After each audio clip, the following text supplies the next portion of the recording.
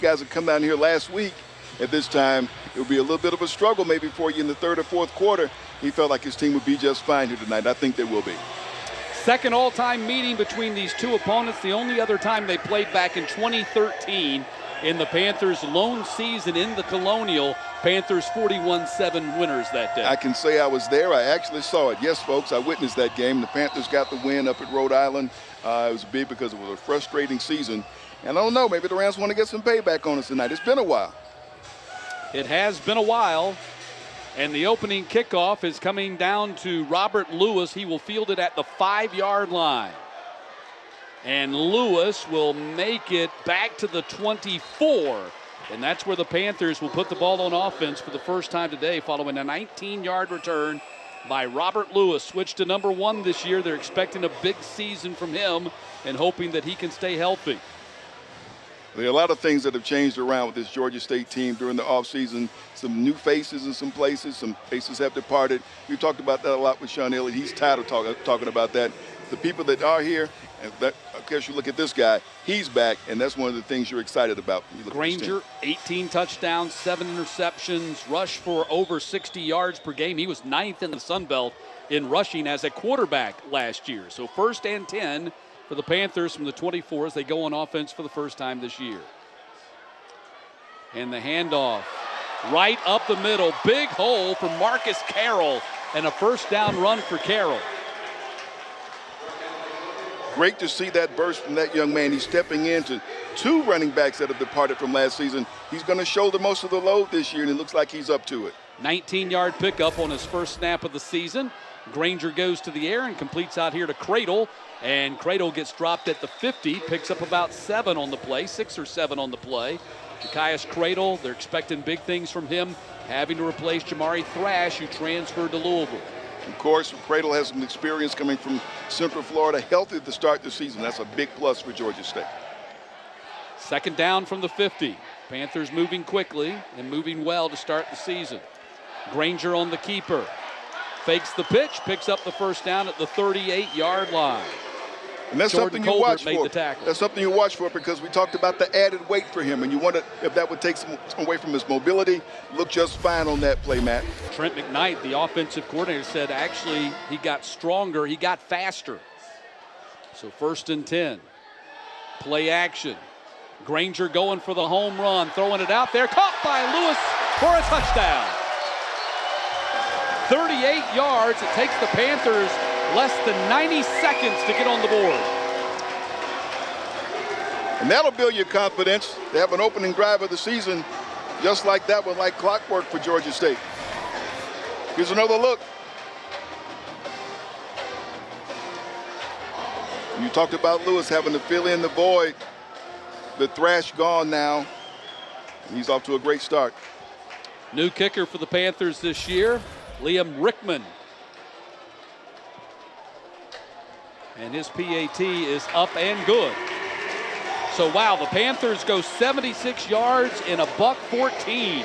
And a great early start for Georgia State here in 2023 as they bolt out to a 7-0 lead on Rhode Island.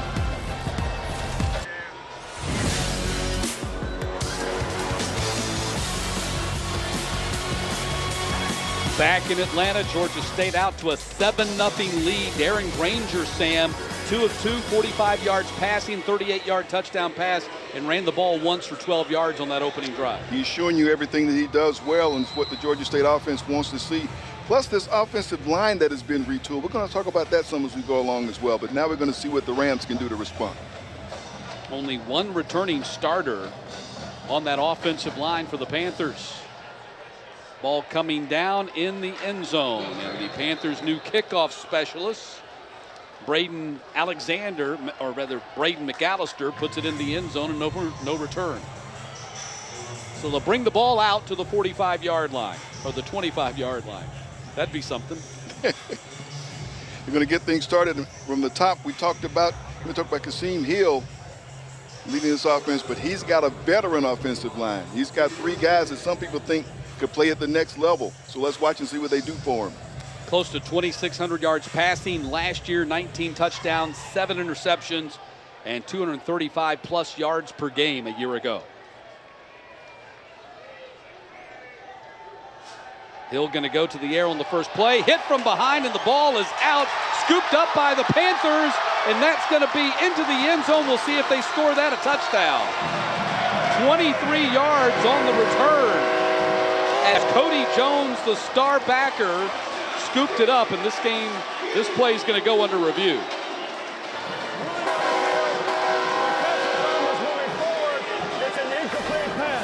So the ruling on the field is incomplete pass. Wow. Yeah, I think so. His arm was going forward. But it will be under review.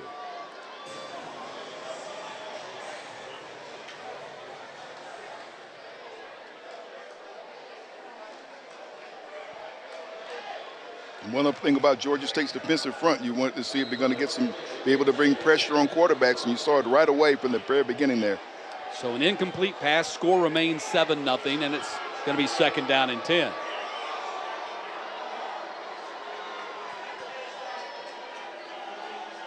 Hill, pressure again, fires, it's complete up to the 35-yard line. Summers with the catch. Their leading receiver, top returning leading receiver. Here's another look at it. See if his arm isn't going forward. Yeah, and his arm might have been going forward because he was hit from behind. It was knocked forward. But still, that's how it looked to me. Yeah. So going to be 3rd down and 1. Both the tight ends in motion, flip-flop to the other side of the line. Handoff goes to the 35-yard line. 1st down, pickup by Gabe Sloat.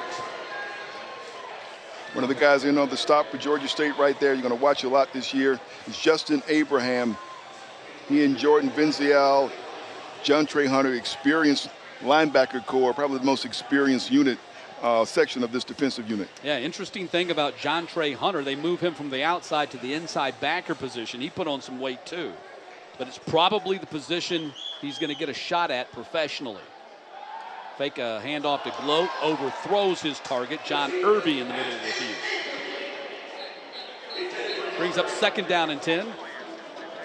Sam, as we take a look at your impact players when the Rams have the ball. And look at Katero Summers. He's a preseason all-conference selection at wide receiver. And watch out for him. And Jordan Venzial, the same for Georgia State, hitman for them on defense. Summers had 42 catches a year ago. Handoff goes to the running back. And that's going to be about a 6-yard pickup for Gabe Sloat. They're replacing their star running back from a year ago, Marcus DeShields, who ran for close to 1,200 yards, a 1-year transfer from St. Francis. 17, Shamar McCollum was in on the stop. That's another experienced veteran of this defensive unit for Georgia State. Now it's 3rd down. 3rd down and 4. Line to gain is the 45.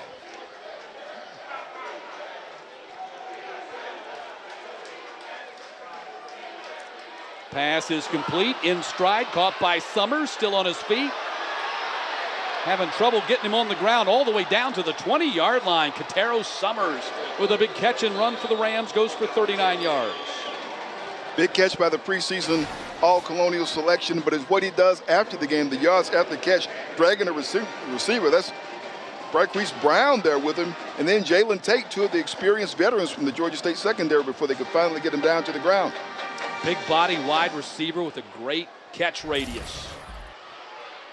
6'3", 213, and a grad student. So 1st and 10 for the Rams from the 19.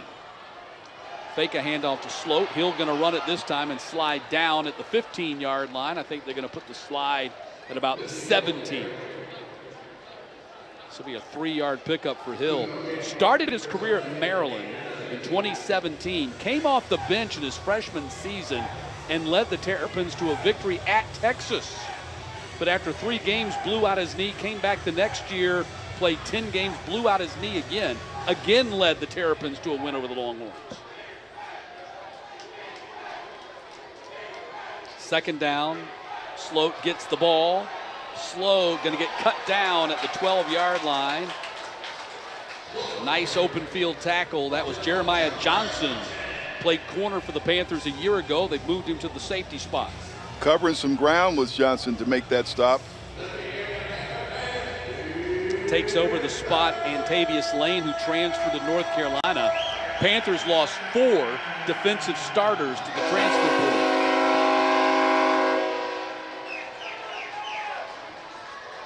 Some big-time players. So 3rd down, line to gain is the 9. And we have our first flag of the game. That's going to go against the offense.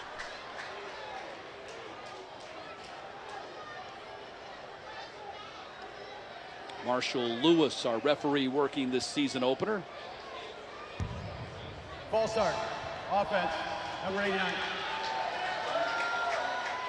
That's going to be on the tight end, Brady Rourke. False start. Offense, number 89. Head coach. Was in an interior lineman position with his hand down and then picked up to move to the other position. Head coach Jim Fleming, Third down. in his 10th season, 31-62 his record, but they've been much better. 24-24 since 2018. He has done quite a job with this program. Still wants more. Yeah, 7-4 historically would be an outstanding season for Rhode Island. He said, look, that's not our goal. We want to get in the FCS playoffs. Thought they had a shot last year. Came up a little bit short. Pass is thrown complete at the 11-yard line. Darius Savage, second leading returning receiver with the catch. Now it's going to be 4th down. Let's see if they kick a field goal here. Gavin Pringle there on the stop. Transferred in from Bucknell, his Georgia State team. So they're going to bring their kicker, freshman Ty Groff, onto the field. Devin Walter, the punter, is the holder. It's a 28-yard kick. Donato Crisanti is the snapper.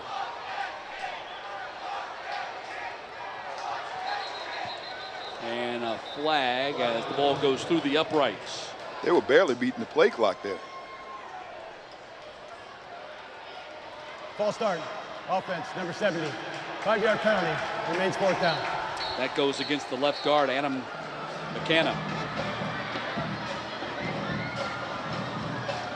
So now a 33-yard field goal attempt for Groff.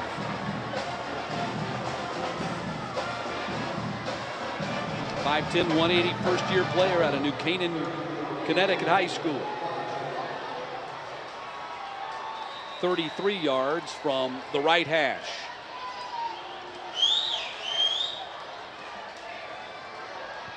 And the kick is going to be off the upright. Man. So Groff misses his first field goal attempt of his career, bangs off the left upright. And Rhode Island, after driving down the field, comes up empty. Man, for a nice drive down the field, you had those penalties, and then this. Oh, man.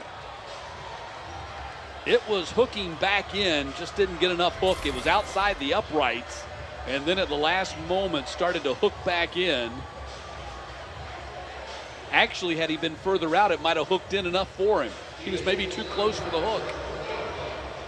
10-play, 59-yard drive comes up empty for the Rams, and the Panthers go back on offense from the 20-yard line.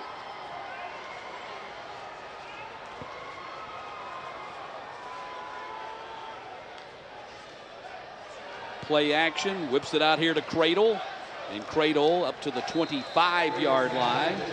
Braden Price, the cornerback, making the tackle for the Rams.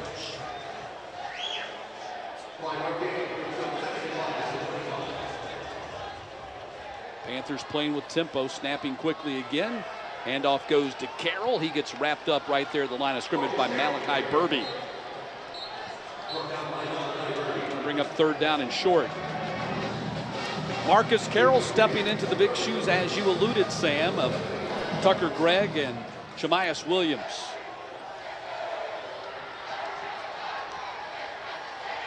Granger sprinting to his right and throwing. That's a 1st down catch up to the 37-yard line. Robert Lewis's 2nd catch of the game. Lewis with the catch. Declan Williams in on the stop. His 42. dad played in this building. Yeah, he did. Yeah, he did. Mitch Williams, the famous Philadelphia Phillies relief pitcher. Actually, you know what? I don't know whether he played in this building or not. The Phillies beat the Braves in the 1993 NLCS, but that was in the old building. So I don't know whether Mitch was still in the game when the Braves moved in here in 1997. 97. So second down behind the sticks now for the Panthers. Pass out here to Lewis. Third catch of this first quarter for Lewis. And he's up to the 43-yard line. Price making the tackle. And it's going to be third down. Robert Lewis, 6 touchdown catches in his first 7 games a year ago, but then missed 4 of his last 5 games with injury. Keeping him healthy will be important for the Panthers this year. Granger out of an empty set, sprinting and throwing, and that's a first down catch across the 50-yard line for Georgia State. He drew him offside. Talik Williams, his first catch of the game. They're going to decline the penalty.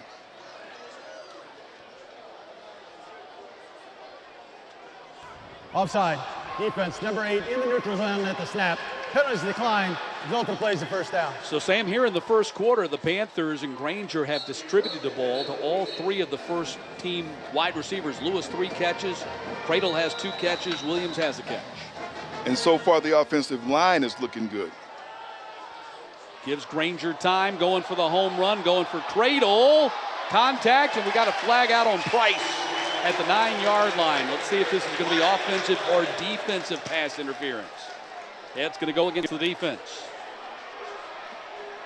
Braden Price was right there with him, stride for stride, but it looked like he had his hands on him. Defense, number 26, 15-yard penalty, automatic first down.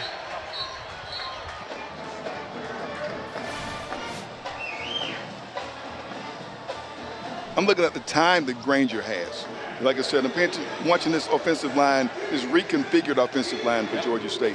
They've been able to run successfully. The pass blocking for him has looked good so far.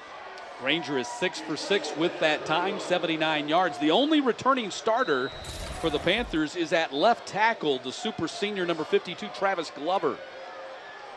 They lost 2 starters on the offensive line to the transfer portal. Jakari Carter now in the game. He goes in motion. Carroll gets the handoff. He crashes down to the 24-yard line. Picks up 7 on the play.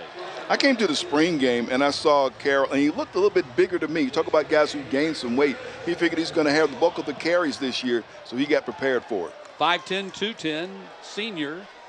Rushed for over 600 yards as the number 3 back for most of the season in this Panthers offense. Going to be close to the first down with that carry right there. 14th in the Sun Belt Conference. But he really came on strong for Georgia State late in the season, especially after Jamias Williams got hurt and his season was ended prematurely. Handoff to Carroll again. No, Granger's going to keep it, and Granger lunges forward to the 21, and he is close to the first down. That was Evan Stewart, their top returning tackler, making the stop, but he gets the first down. 1st and 10 for the Panthers. Well, Coach Lee loves to talk about Evan Stewart and what he can do, the way he plays the game. He evoked the name of Dick Butkus when he talked about this guy. I'm like, whoa. He's a transfer from Boston College. Jakari Carter gets the sweep. Carter inside the 15 and driven out of bounds at the 14-yard line. Jordan Colbert making the tackle. Going to bring up 3rd down and about 3. Panthers have already rolled up 7 first downs here in the first quarter and 120 yards of total offense.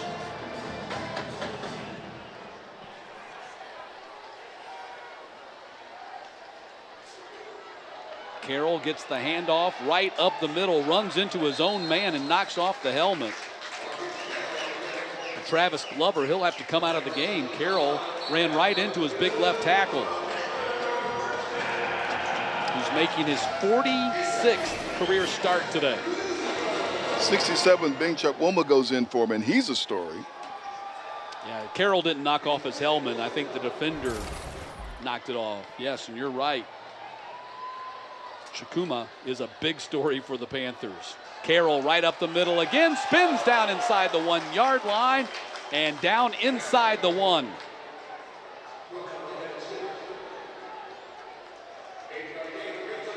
Right back to the line of scrimmage as the Panthers play with tempo here. 2nd down and goal. And Carroll skips into the end zone for the touchdown. Scored 6 touchdowns a year ago. That's his first year in 2023. And the Panthers have a 13-0 lead. Great running by Carroll to finish off that drive. Hard running inside. Follows his line there right behind 76, Jonathan Brown, 65, Avery Reese, who steps into the void at center for Malik Sumter. All conference center. We've been here, seemed like forever. And so Avery Reese is stepping in there at center. 12-play drive, so the Panthers showing their versatility. First drive was quick, 4 plays, 76 yards. This one's different. It's more methodical. 12 plays, 80 yards, close to 5 minutes. Panthers on top, 14-0 here in Atlanta, and off to a great start in 2023.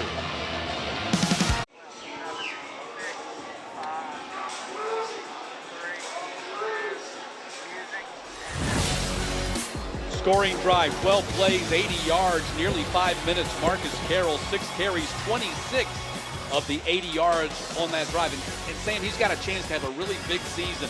He could be a top 5 rusher in the Sun Belt the way they're going to use him this year. He's on the Doak Walker watch list, but a lot of people he's kind of still flying below the radar because he wasn't out front last season. I think he's going to get on some people's radar real quick. He keeps running the way he's doing starting tonight. Just another in a long line of really good running backs. You know, the Panthers love to run the ball with their head coach, Sean Elliott, former offensive lineman. He likes to grind it. Same time, man, he's got an offense here with Trent McKnight as his OC. They can open it up and throw it, too. You've seen that already here in the first quarter. Like I alluded to, you've seen the versatility. They beat you over the top on the first touchdown.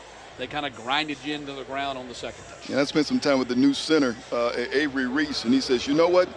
There was word out last season that we weren't the best offensive line in the Sun Belt. So we got a little chip on our shoulder this year.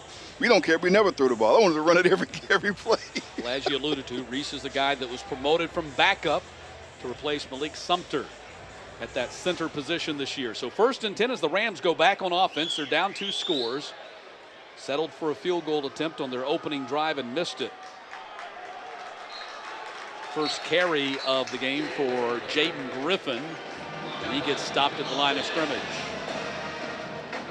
There's a lot of talk about Dennis and what we expect from him up front. Georgia State in on that play. I think that's going to be the big question mark for the Rams is what do they have in the running game? They brought in some new guys. Sloat and Griffin we've seen so far. Those were guys that were in the program. Hill steps up and throws it out of bounds. I mean, he really threw it out of bounds. Heads up play by Hill. As we mentioned, started his career at Maryland, had injury problems. There was controversy in the program. You might remember head coach got fired, transferred out, went to Tennessee, was with the Volunteers for a year, never got on the field. In 2020, he transferred to the Rams. He's found a home here for sure. He's got a chance to go down as one of the greatest quarterbacks in program history.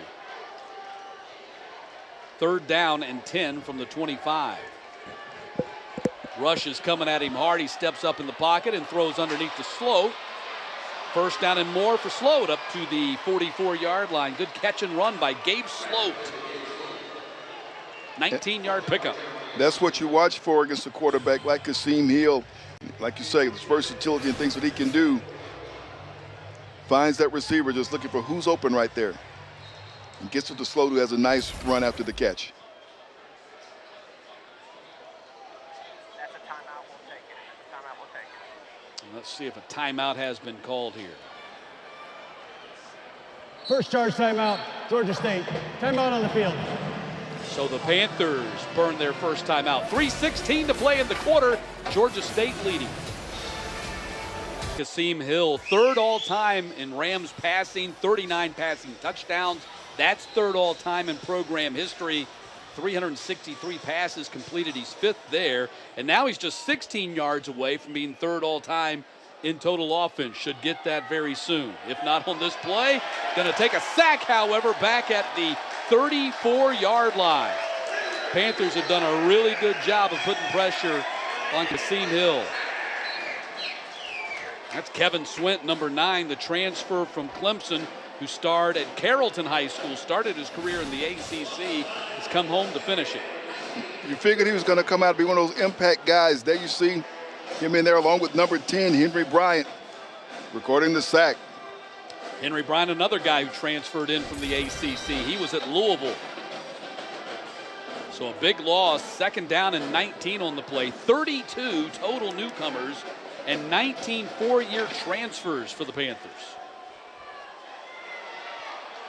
Right up the middle, Hill takes a shot in the middle of the field at the 49-yard line. Gets a lot of it back, going to bring up 3rd down and medium. 14-yard pickup. That play.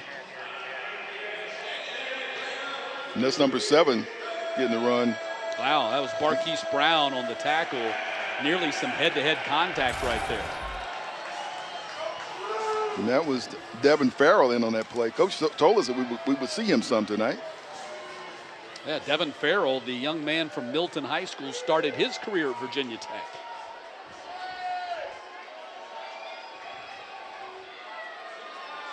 Pass is caught by Summers at the 40. That's a 1st down and down to the 35.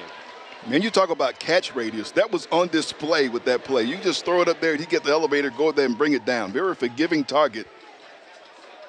And he moves the chains. Yeah, 16-yard pickup, Sam. I like what I've seen from Katero Summers. He's now got 3 catches over 60 yards. And Kasim Hill, with that pass right there, goes 3rd now all-time in Rhode Island history in total offense. Pass complete out on the edge. And that's Summers again with his 4th catch of the quarter.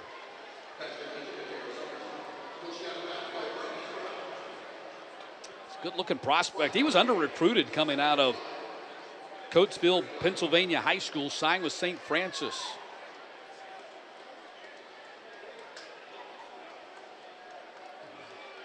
I think this young man's got a future. 2nd down.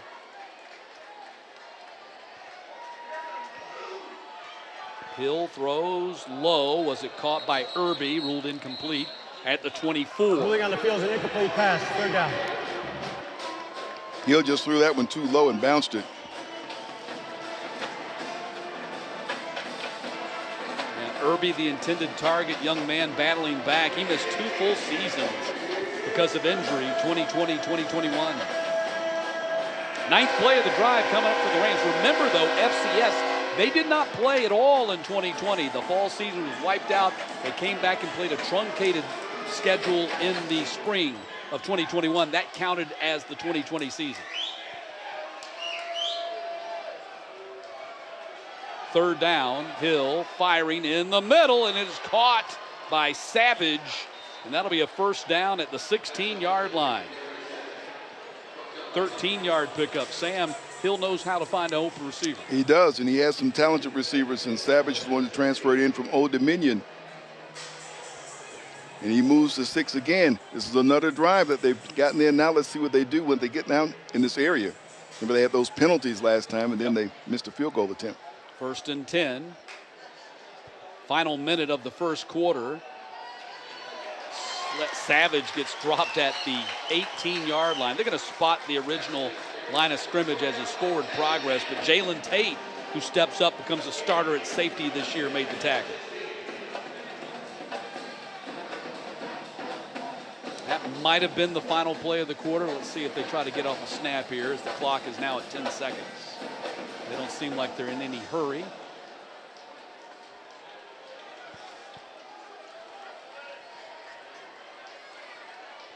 And that's going to be the end of the quarter. That's the end of the 1st quarter. So the Panthers, with a big 1st quarter, they roll up 141 yards, 8 first downs, score on both of their possessions, a quick drive, a methodical drive, 14-0 lead for Georgia State, but Rhode Island trying to score for the first time. And They'll have the ball at the 16 when we get back to the start of the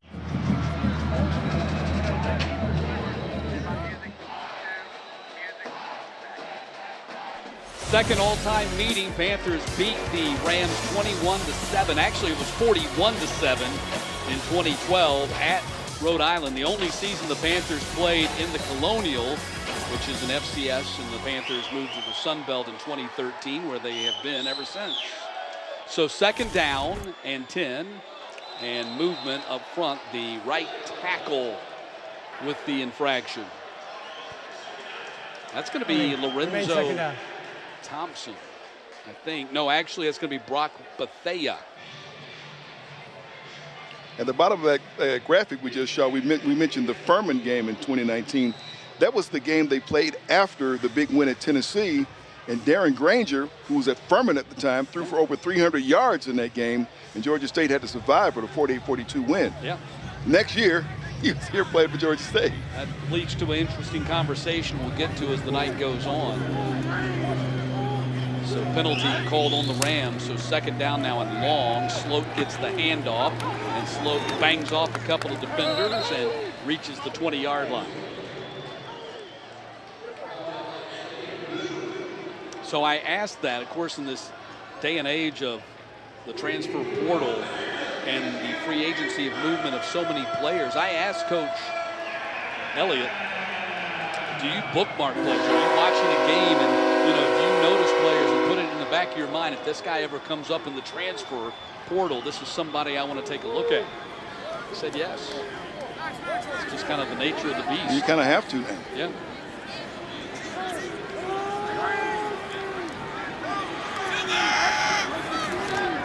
Hill stands in the pocket and fires, and it is caught in the end zone for a touchdown. Super catch in traffic by John Irby. 20-yard touchdown reception, and the Rams are on the board. And that was Hill showing what you can do, what he can do if you give him some time. Got good protection there, and he rifled that one in. Well, I mean, there's no doubt that Kasim Hill can lead teams to big victories. He's done it many times in his career before he got to Rhode Island and since he got to Rhode Island. And as we were talking to Coach Fleming just the other day, I said, look, you got a quarterback, you got a chance. That's the name of the game in college football, in the NFL too. If you got a quarterback, you got a chance in every game. PAT is up and good by Groff, and it's 14-7.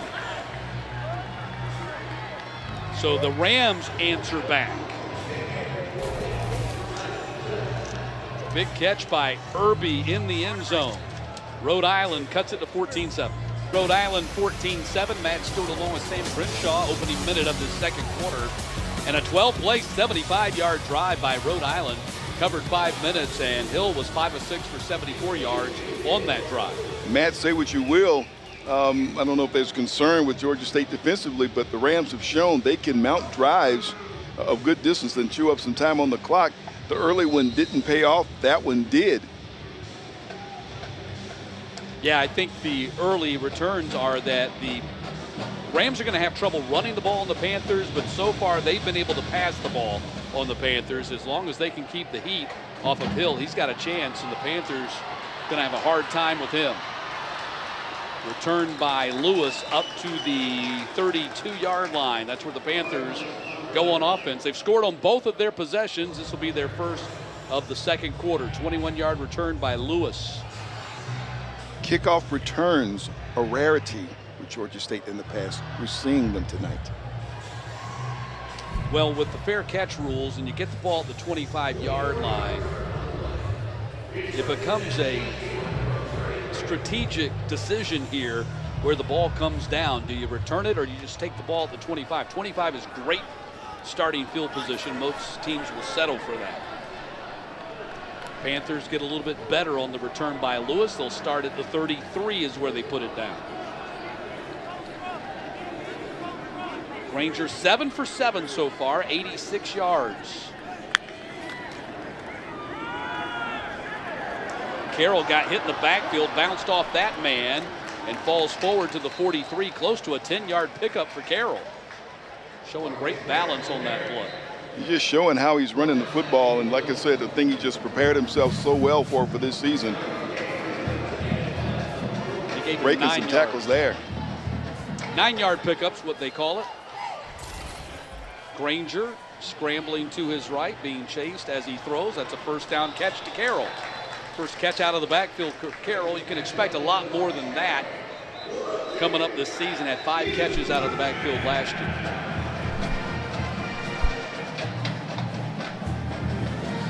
Trent McKnight said he kind of envisions this season perhaps unfolding like it did in 2019 when Trey Barnett at the time became the go-to back and had the bulk of the carries. Catch made by Lewis. Lewis with his 4th catch of the game.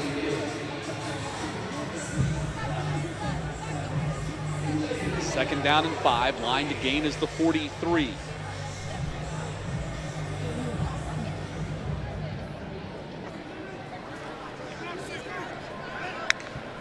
Williams in motion. KZ Adams in the game for the first time. Gets his first carry. Struggles to get back to the line of scrimmage. Mekhi Bethel making the tackle for the Rams. Adams brings a little something different, can make you miss. And those type running backs, a little change of pace for Georgia State offensively when he comes into the game. 3rd down and 6, ball at the 49. Empty backfield set now. We have encroachment, I believe, on the Rams and a free play for the Panthers. And the ball was caught at the 45-yard line by Talik Williams. They're probably going to take the penalty right here. Defense number 35, 5-yard penalty, repeat 3rd down.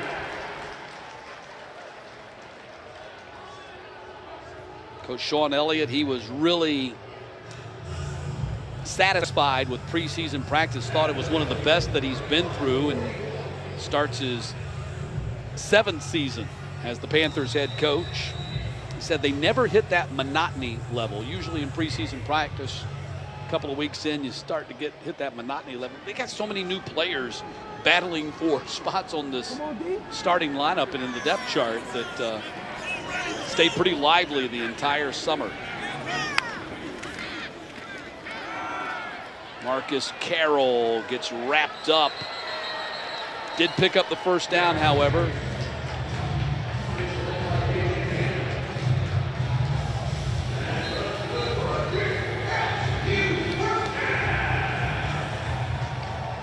A.J. Pena in on the stop. Going for the home run. Williams streaks open and caught for the touchdown. Tyleik Williams, 42 yards. As Darren Granger dropped it in a bucket. It's 20-7. Once again, when you're going to give Darren Granger that kind of time, the offensive line did it once again on this play, gave him plenty of time to find his receiver, and he just hung it out there and let Williams go and get it. Well, Sean Elliott told us that Granger in preseason practice has been precise on his assignments and deliveries. You can't be any more precise than 10 for 10 to start the game.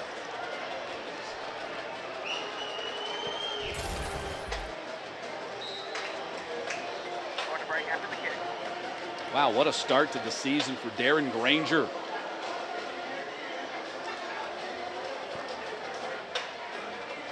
Rickman on for the PAT, and he splits the uprights. 21-7. Panthers have scored every time they've touched the ball.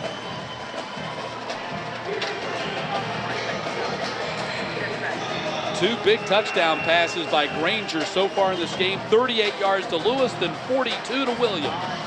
2 touchdowns.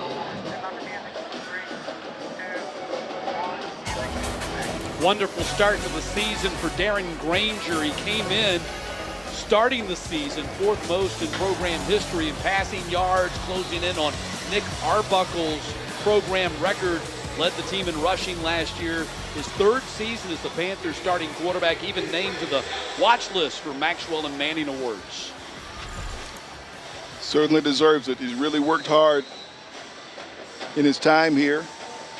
He's 10 for 10 to start this game for 100 and 38 yards, I believe, or thereabouts. He's close to that. 3 for 3, 52 yards on that last drive. Ball coming down in the end zone. Rams will take a knee and bring it out to the 25. So 21-7 lead. Ranger on the horn upstairs to Trent McKnight, the offensive coordinator. From the top, we talked about 2 veteran quarterbacks, and they have been having an impact in this game. They've been great. And Hill's 9 for 13 for 127 and a touchdown. So both of the veteran quarterbacks have not disappointed here today. Hill making his 15th consecutive start. 5 years he's been the starting quarterback.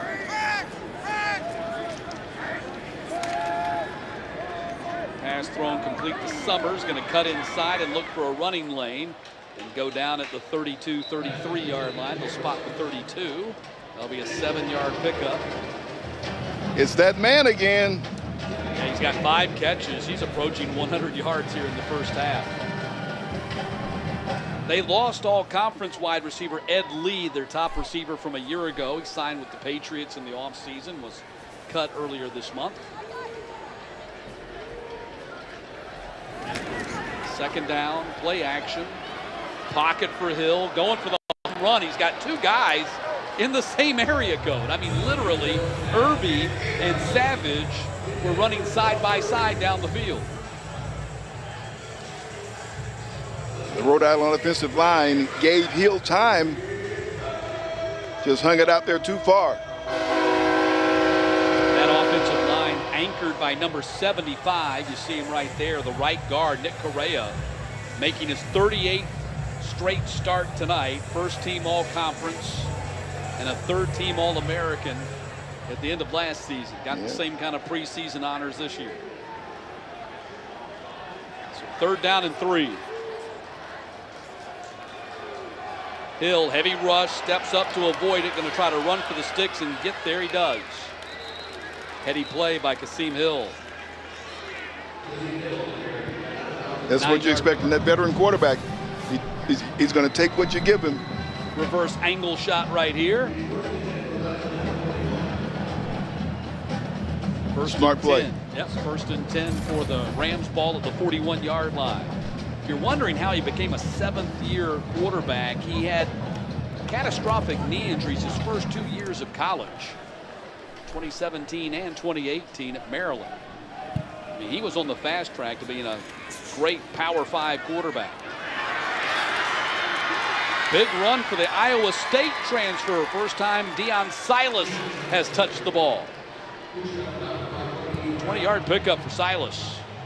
He says, keep it going. You talked about the run game needing to complement what Rhode Island's been able to do through the air. This is a start for it. Silas, one of the guys that they brought in, transfer along with McKenzie, that could help them get the run game going this year. 1st and 10.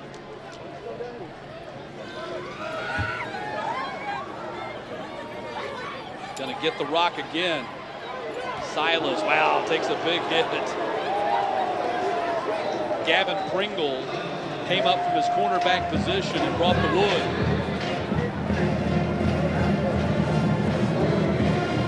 Still a 4-yard pickup for Silas on the play. Well, but Pringle comes up at the end here and says, hello, nice to have you in town. Ward.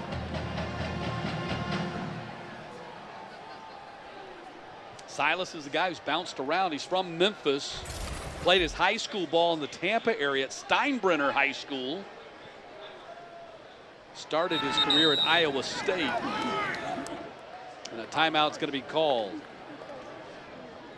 First charge timeout, Rhode Island. Timeout on the field. We'll step aside with 9 minutes to play in the half. Georgia State up by 14. The head coach.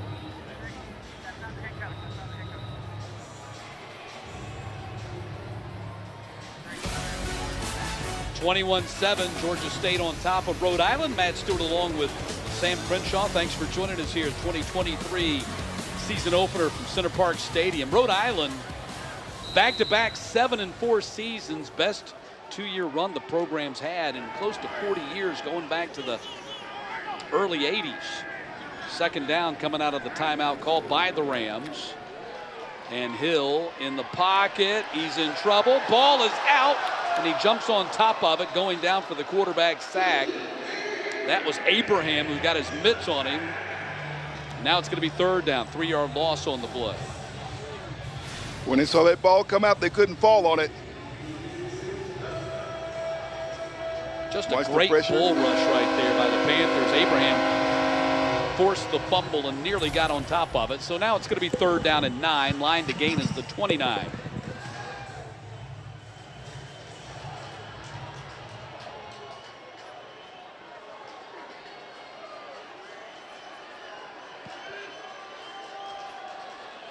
Hill rushes coming again, stands in there, fires, complete, first down, catch and run.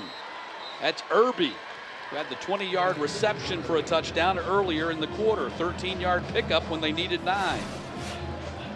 Great pass here by Hill, who finds this guy, and Irby makes the catch and hangs on to it, moves the sticks. They got another drive going here, Matt. They do. First and 10 from the 25-yard line. They're approaching 200 yards of offense here in the first half. Panthers have 203. Rams at 186. Hill is 11 for 16, 145. These two quarterbacks dueling each other here. Slowed on the carry. Rams his body down for a 2-yard pickup. Jontre Hunter in on that tackle for the Panthers.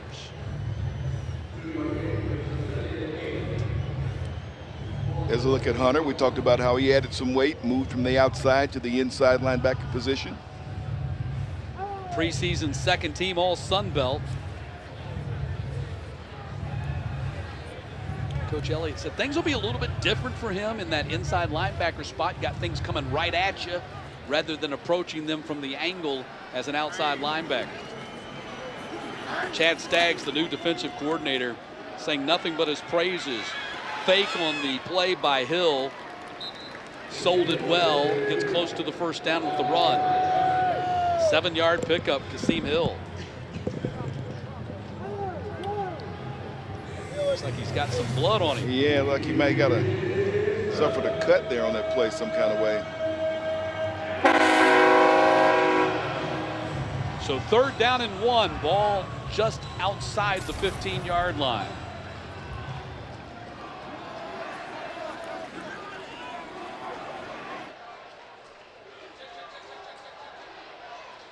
Silas hops from one spot to the other, gets the handoff right up the middle and gets the first down. Deion Silas, they might have something there with that young man. Picks up the first down to the 10-yard line. He was looking for a role when he jumped in the transfer portal. Right, but he's brought a different kind of energy to this offense coming in, and he's bringing up some success in the run game. Mentioning this is a veteran offensive line. 3 returning starters. We mentioned Correa, Thompson, De La Sutis, the center, all those guys, 25 straight starts or more. Hill rolling to his right, throwing on the run, broken up at the goal line, trying to get it to the tight end, Rourke. And a fine play by Pringle, the corner. Pringle, a transfer from Bucknell. Watching Hill again, rolling up. He's got his receiver there, but Pringle comes up and makes a great stop. Trying to go to Rourke, the tight end. Pringle, one of 3 newcomers from the transfer portal, finding their way into the starting lineup on opening day. The other 2 coming on the offensive line.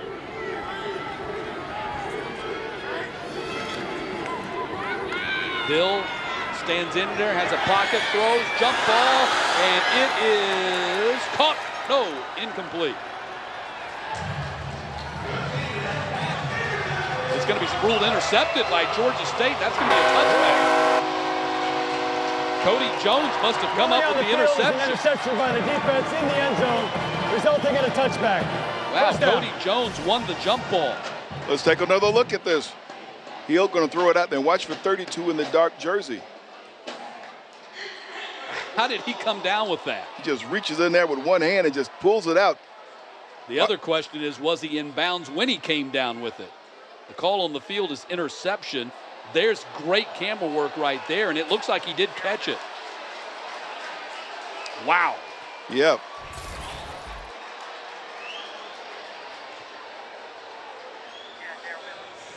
Daryl Miller, veteran sideline cameraman, one of the best in the business, coming up with that shot right there. Yeah. Coach Fleming, I don't know that he threw a challenge flag on that. Nope, they're not going to challenge. That's fantastic camera work. Yeah, and it was. And you saw the replay, and he got the ball in control of it before sliding out of bounds. So the Panthers go on offense from the 20-yard line after the interception by Cody Jones, another one of the newcomers for the Panthers. Granger has trouble picking it up, and he's going to take a loss back at the 12-yard line. That was Gomes, Emmanuel Gomes, the safety who got to him. It's the first real mistake that Granger's made in this game, and I don't know if that was his mistake. Low It's snap. a bad exchange. Low snap.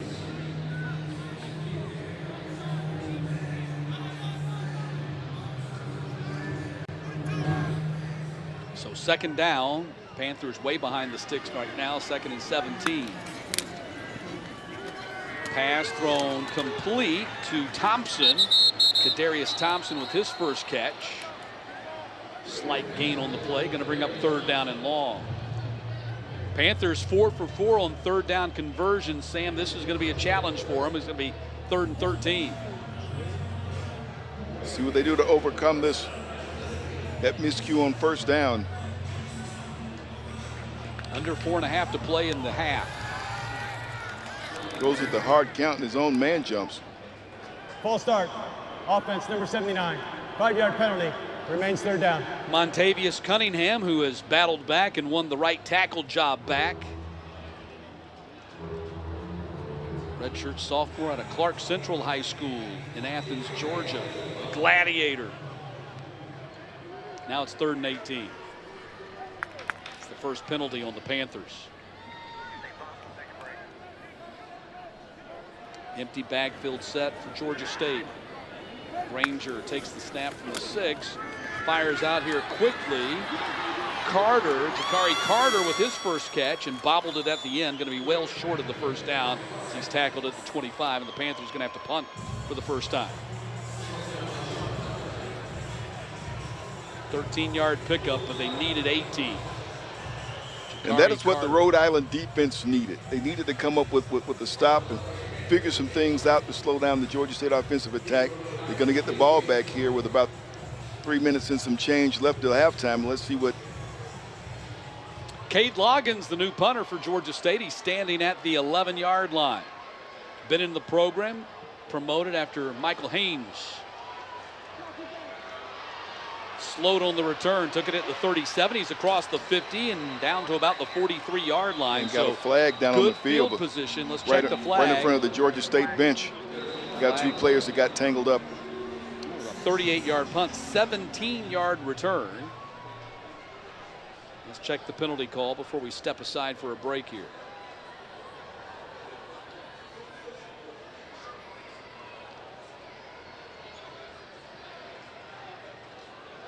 Sean Elliott in his 7th season as the Panthers head coach, 34 and 38.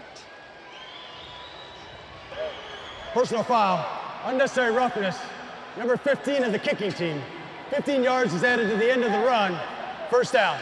So it's not Timeout going on the field. to get the Panthers a 1st down, but it'll back them up from the return. That was Malachi Burby called for the penalty.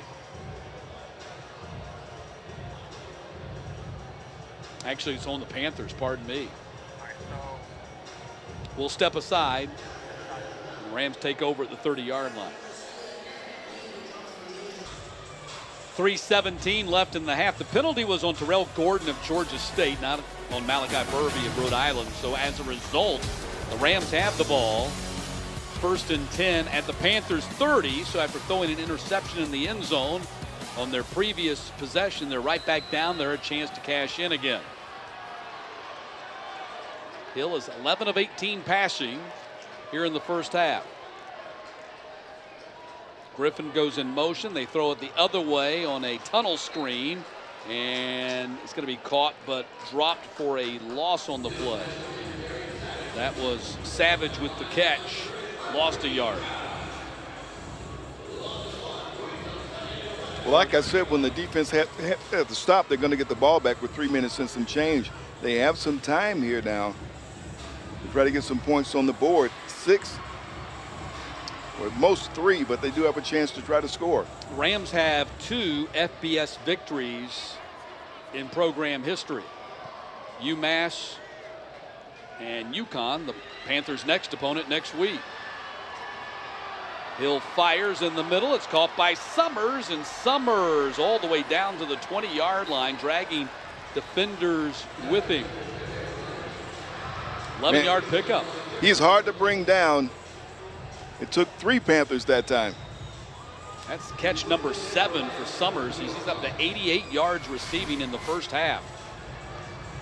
Great opening night for him. Catch, there's Johnson and Hutter. 1st and 10, ball at the 20-yard line. Keeper Hill slings it out here, and it's caught by Irby. Kept it off the ground. Picks up 5 on the play to the 15.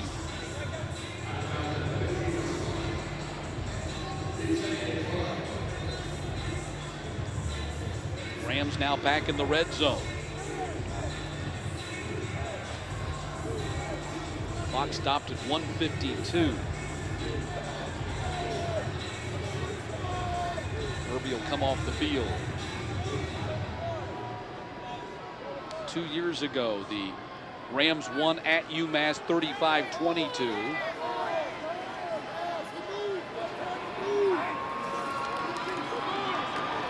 Hill hangs in the pocket, stays alive, and throws it out of bounds. It'll bring up 3rd down. But they've been in games against FBS teams just last year. No call for intentional ground. The quarterback was outside the tackle box. Threw the ball beyond the line of scrimmage. 3rd down.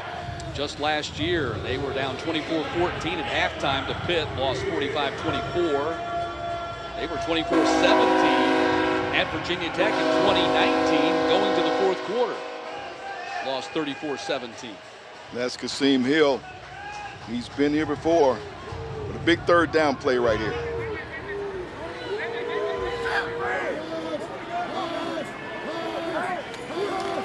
Low snap, picks it up, gets it out of there. Hot, caught by Sloat, wide open for the touchdown, Rhode Island.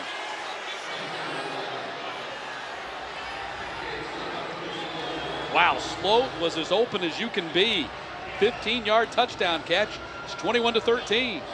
Man, there was trouble with the snap, and I think the Georgia State defense all converged going toward the ball.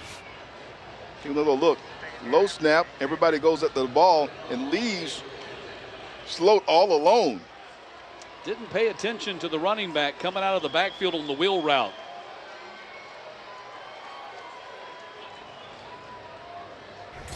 PAT attempt coming up by Groff.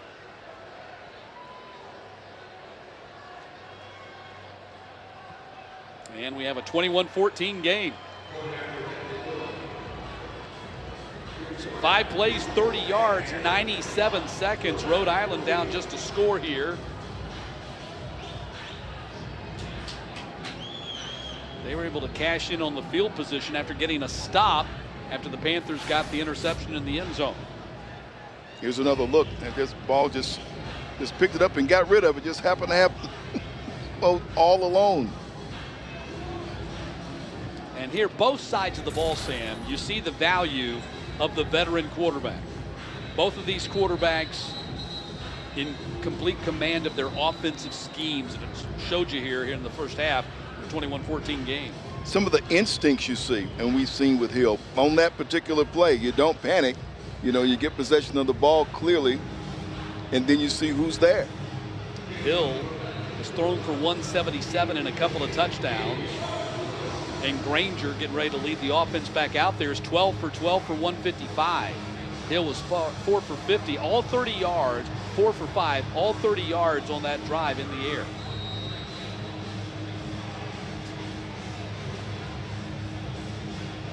What's interesting about the Panthers is they've thrown for 155, run for only 58. Returned by Lewis. And Lewis up to the 31-yard line. 21-yard return.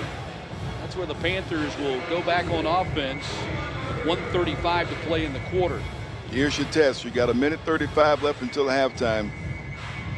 It's plenty of time to get down the field and put some points on the board. This offensive line has been giving Darren Granger plenty of time.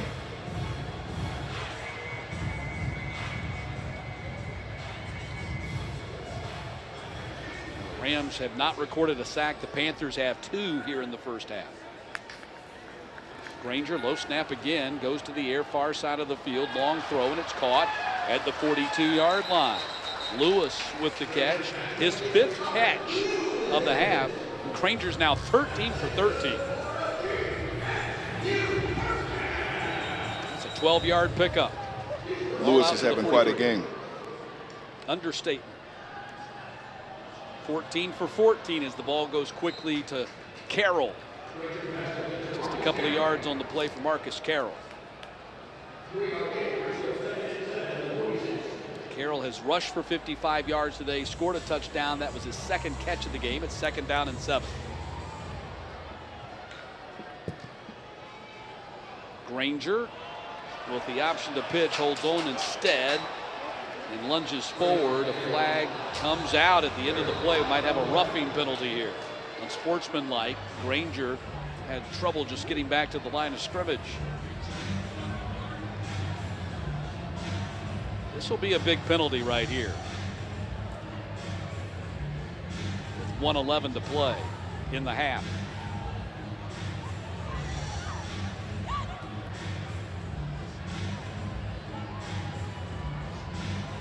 Coach Jim Fleming was the defensive coordinator for George O'Leary before becoming the head coach at Rhode Island a decade ago. On the play. It's 3rd down. Well, they pick up the laundry.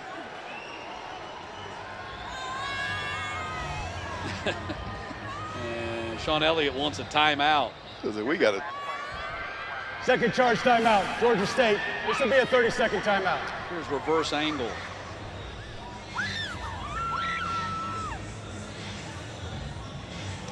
They could have gotten a late hit there, I think. 97 came running in there late. That's Jalen Brown. And I think that's what they initially thought. They picked up the flag, though. I guess they talked it out.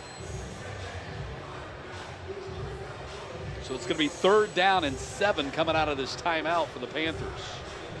It's funny going back to the Coach Fleming story and working with George O'Leary, who folks in Atlanta know very well from his days as Georgia Tech's defensive coordinator and then head coach. Right.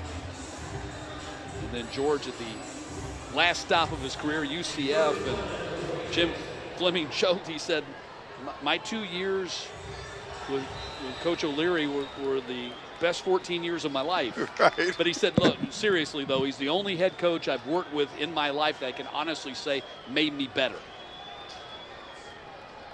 3rd down and 7. Firing, and was it caught? They're going to rule incomplete. Tyler Williams did not come up with it, so 4th down. Panthers going to have to give it back with 1:05 to go in the half. And the Rams have 2 timeouts remaining. That's the first incompletion for Granger after 14 straight to start the game. Yep, that one hit the ground for sure. Sloat standing deep for the Rams back at the 11. Loggins, rugby-style kick, kicks it away from Sloat. It bounces back towards Sloat. He thought about running up there and scooping it, but he changed his mind as the Panthers down the ball at the 7-yard line. 47-yard kick for Cade Loggins. And that was what was needed. Try to pin them deep and give them less than a minute on the clock. So let's see what they do with it here. Are they going to take a knee, get to the locker room, use their timeouts, try to get the ball down the field? wait and see what happens. First and 10, ball at the 7. Once again, you got this veteran quarterback. Yeah. So what did you say? You got a quarterback, you got a chance. They got a little under a minute to play. Let's see if we can get them in the field goal range. Yeah, the Panthers' only chance of slowing this guy down, they got to affect the quarterback. They got to get him off his spot. Got to put pressure on him. Georgia State got personnel. Make sure they got the right people on the field here. Panthers have only one timeout remaining in the half. Looks like they're going to take a safety formation here, just take a knee and get out of here, get to the locker room.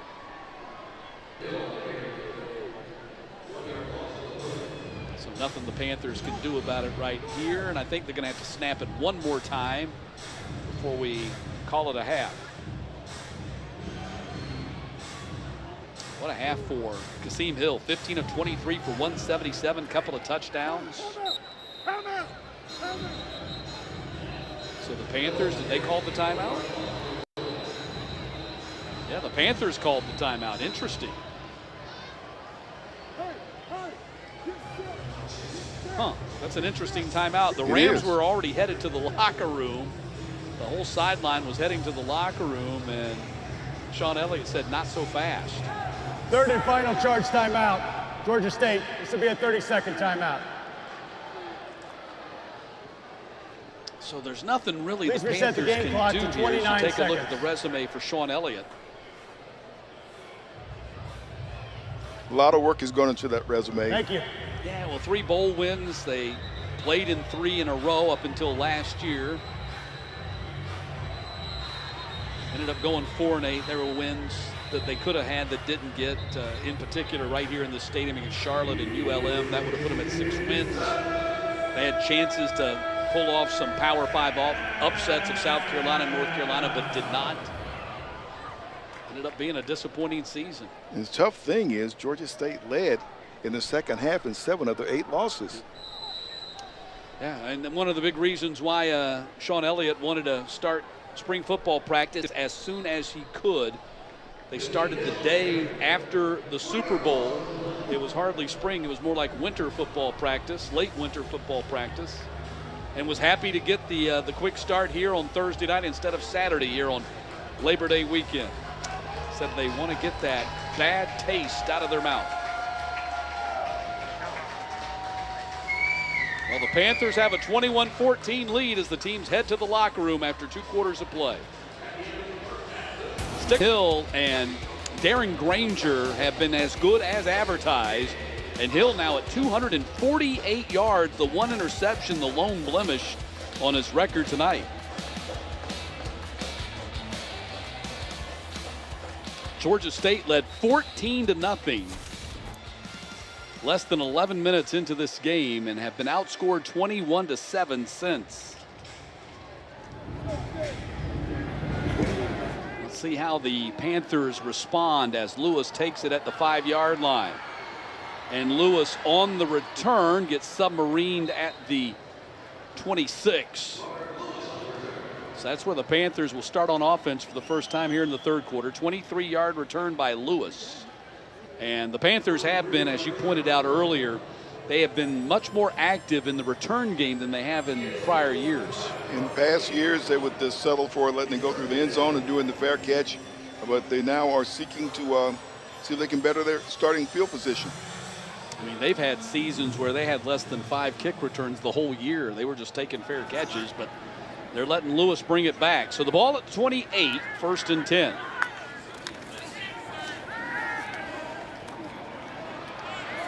Pass is thrown complete out to the 31-yard line. Good fake. That's Lewis with the catch. Lewis with his 6th catch of the game. 13, Saeed Gibbs right there on the stop. Wouldn't let it move any further after making that catch. 4-yard pickup, 2nd down and 6. Line to gain is the 38.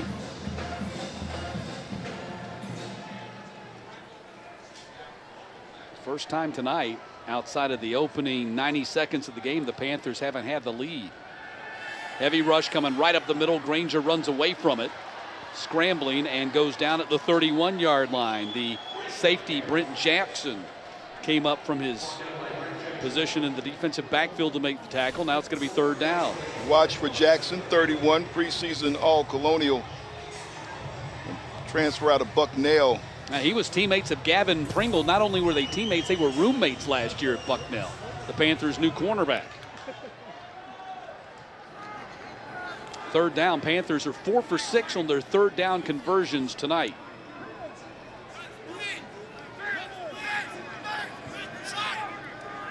Line to gain the 38. Rush coming at Granger, throws it up for grabs and broken up at the 50-yard line. Trying to get it to Lewis. Gibbs and Colbert were there. Fourth down, Panthers fail. They're going to have to give it back. And if you're Georgia State, that's not what you want when your first possession of the second half, especially when Rhode Island scored so quickly. Rams rated 21st in the country in the FCS poll.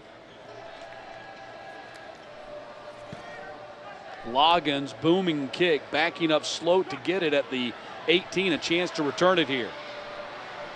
Sloat changes arms and gets driven out of bounds at the 30-yard line. That's where the Rams will begin their second possession. 48-yard kick by Loggins. Maybe did not have enough air underneath it for a 12-yard return.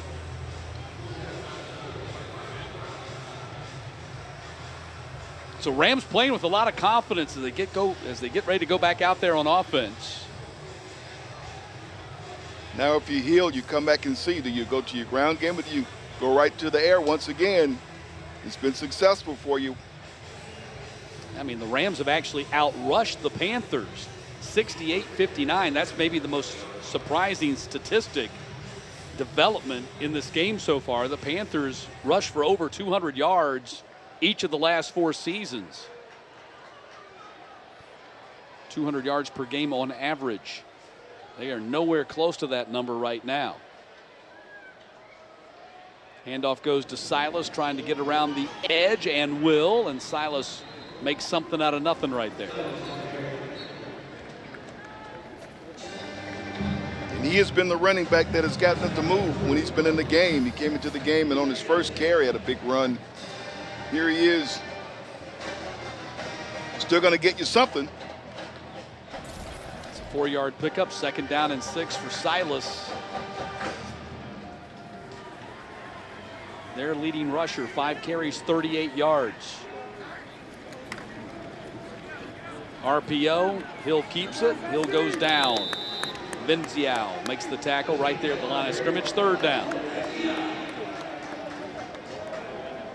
Jordan Venzial, great story, been a consistent player for Georgia State. Right in the middle of that defense. Preseason second team all Sun Belt. Third down and 5. Watch that guy play his high school ball. You and I both did out of North Paulding. North Paulding High School. Rams are a phenomenal 10 for 12 on their third down conversions tonight. 8 straight third down conversions going back to the first half and unable to complete it inside the 35-yard line. Trying to go to Marquise Buchanan. First time he's been targeted tonight. That was Pringle on the coverage. It's going to be fourth down. We got a slow getting up down there. It was on that play. Got tripped up on their feet. Man, Pringle, he's coming off. He's staying on. He's coming off. He's staying on. He doesn't know what he's going to do. He's coming off.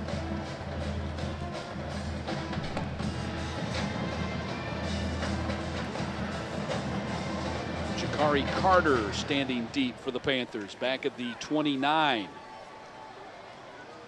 Walter on the punt. And heavy rush. They run right into him. Did they get a piece of it? Apparently they did. And it's going to be downed at the 32-yard line. They got a piece of that, so it is not roughing the punter. Now we got a flag down on the field. It just looked like it just came out. Well, I think the Rhode Island coaching staff is arguing that the ball was not touched, which would be roughing the punter. Well, now they change it. They didn't drop the flag right away, which led me to believe that they had touched the ball. That's going to be the key. If you touch the ball, then the punter is free game. but they have ruled roughing the punter on the Panthers. That's going to give the Rams a first down at the 49-yard line.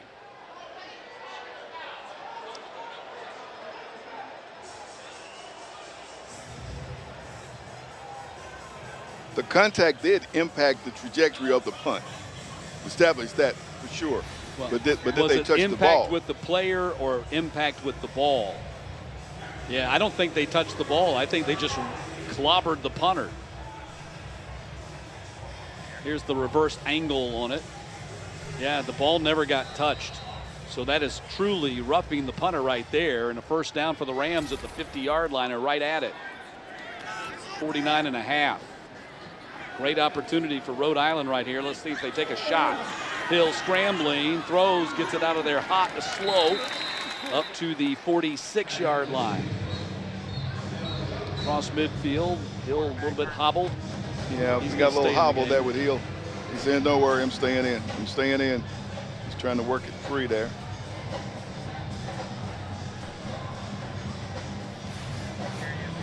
Hill was 16th in the country last year in FCS in points responsible per game. Looks like he kind of got caught on that back calf muscle or ankle. Second down, he's okay, staying in.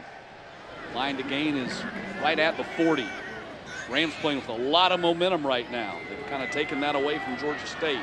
Hill all kinds of time, goes to the opposite side and throws it away. There's one thing he doesn't mind doing. He's done that several times in this game. There's nothing there to try to force it, he just throws it out of bounds. That's something else that veteran quarterbacks do. I mean, he's had a longer college career than some guys have NFL careers. Yeah. He's a savvy quarterback. He's seen a lot. He's played in huge games on the biggest stage. It's reflected in his performance here tonight. He's thrown for 252. Third down. It's Irby in motion. Firing, it's caught by Summers. Another big catch by him. And the ball comes out at the end, but Summers got on top of it. That's going to be a first down for the Rams at the 35. That goes for 11.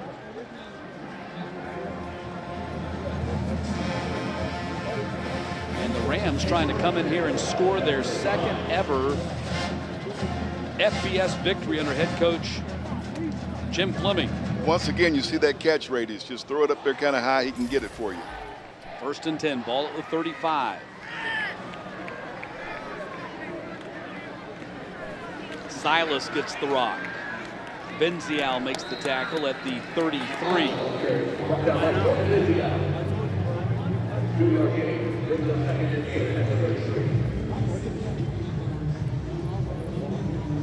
Second down, 8 coming up.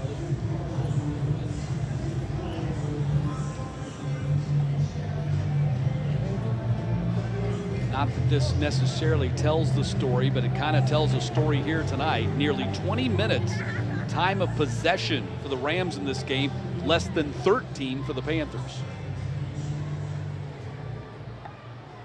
Second down. Silas again running hard down inside the 30. To the 28 he goes.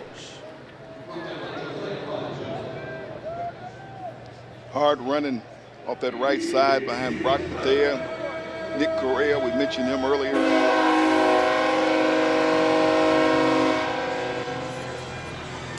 And the Rams All-America.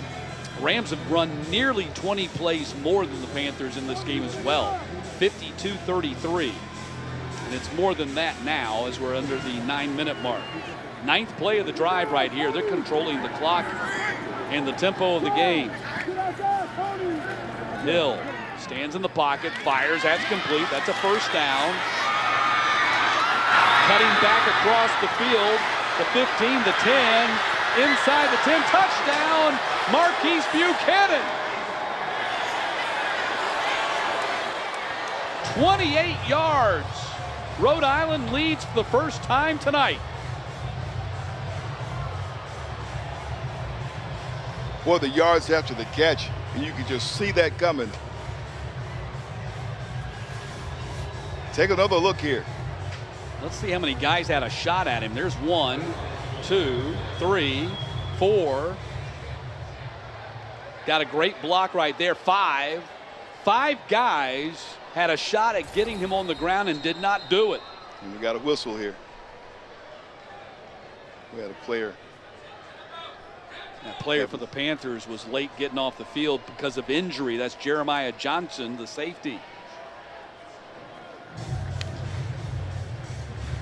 Wow. Rhode Island has outscored the Panthers 28-7 since Georgia State took a 14-0 lead less than 11 minutes into this game.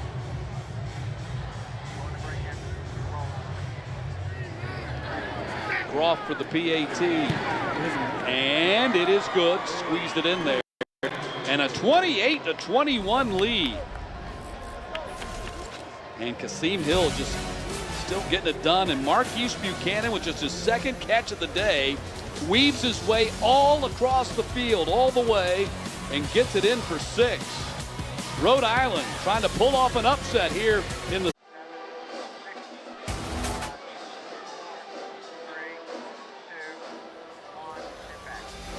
Rhode Island has scored 21 points in the last 5.5 minutes on the clock to take a 28-21 lead on Georgia State. Rolled up 371 yards, run 53 plays to the Panthers 33. Time of possession 24 minutes to the Panthers under 13. By almost every metric and statistic, they are controlling this game, Sam.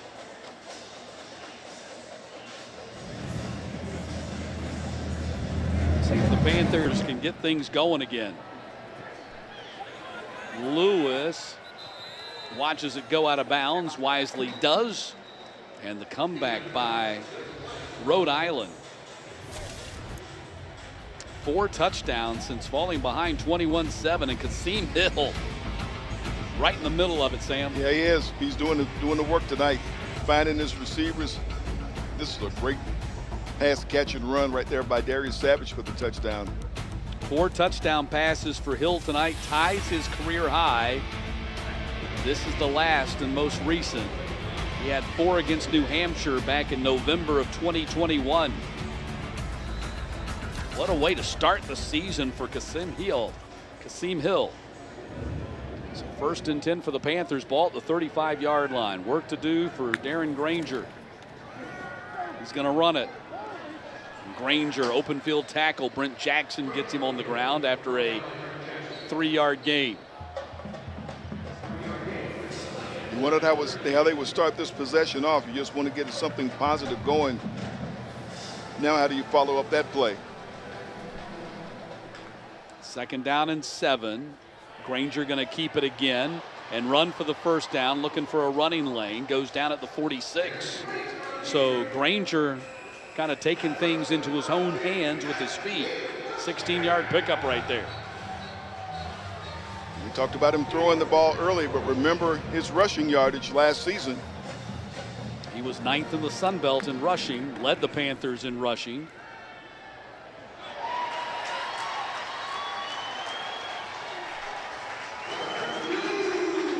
How about that? Totally faked me out. The ball goes to Lewis.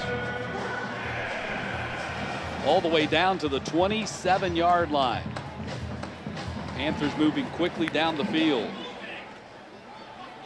Carroll gets the handoff this time, and Carroll lunges down inside the 25 to the 23. Darren Granger now 6th all-time on the Panthers rushing list with his performance here tonight.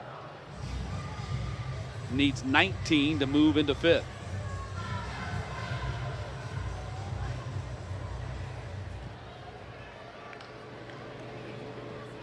Carroll gets it again. Gaping hole right up the middle. Marcus Carroll going to sprint into the end zone for a Panthers touchdown. So the Panthers get it right back, doing it on the ground by and large. 23-yard run for Carroll, his 2nd touchdown of the night. And that's Georgia State football. And the Panthers have been successful in recent years. It's because the ground game's been doing things well. And who finishes off? Marcus Carroll, getting his 2nd touchdown of the night.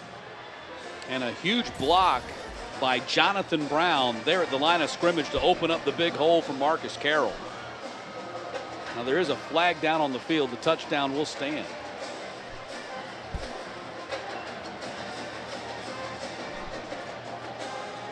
So I don't know if you could hear him, but that was unsportsmanlike conduct after the score.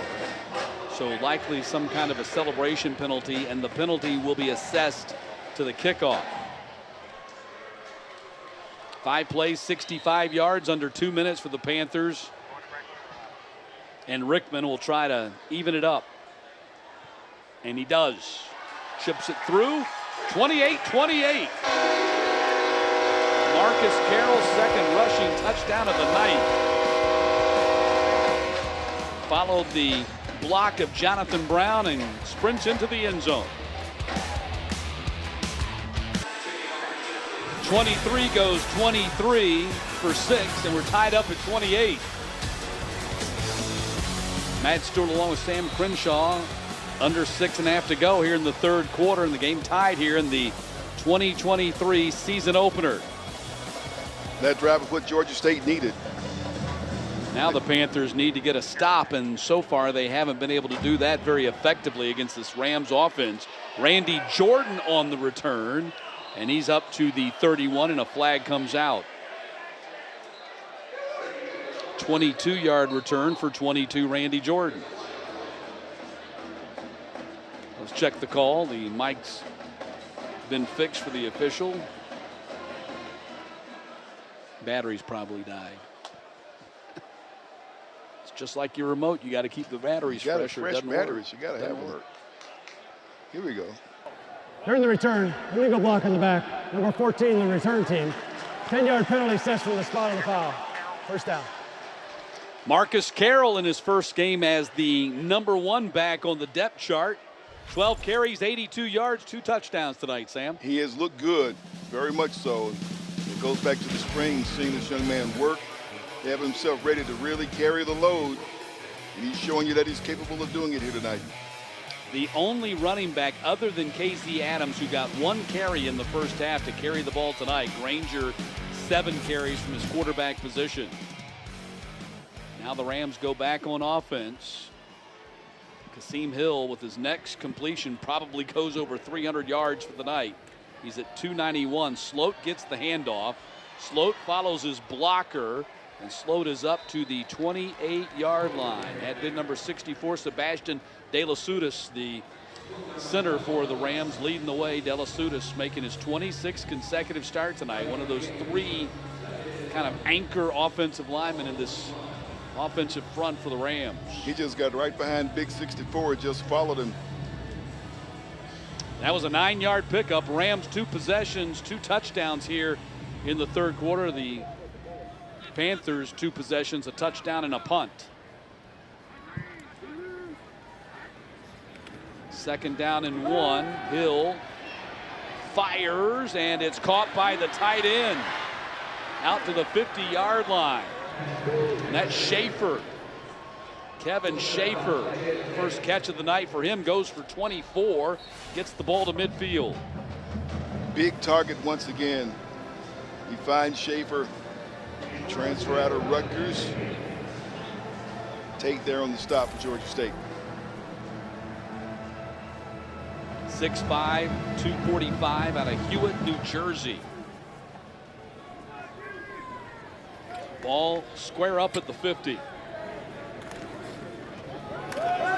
First carry of the game for McKenzie. The big back, stiff arms, gets close to 10 on the play. Jaden McKenzie, first time we've seen him tonight. Offense number 89, 10-yard penalty. Repeat first down. And get wiped out, holding on the tight end. McKenzie, 6'3", 230. Out of Westchester College. So that's the 4th different back, not counting the quarterback, that we've seen carry the ball for the Rams tonight. Works for him, gets him a first down. And gets backed up on the holding call, so it's going to be 1st and 20 now. Ball at the 40. Would have had the first down close, or close to a first down at the other 40. Second penalty on this drive.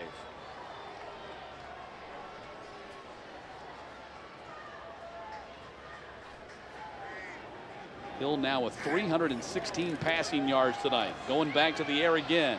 Flushed out of the pocket and throwing to the far sideline and incomplete.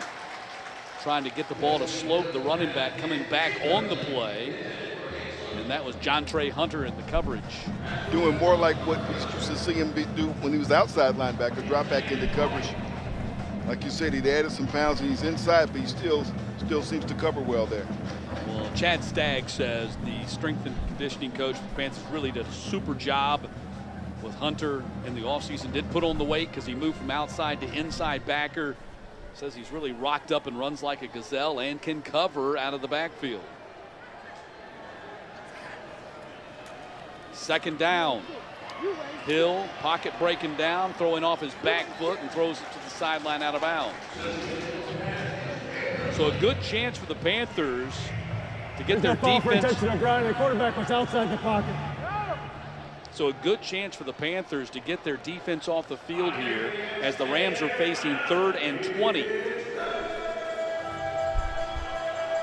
They are 12 for 15 on 3rd down conversions in this game, Sam.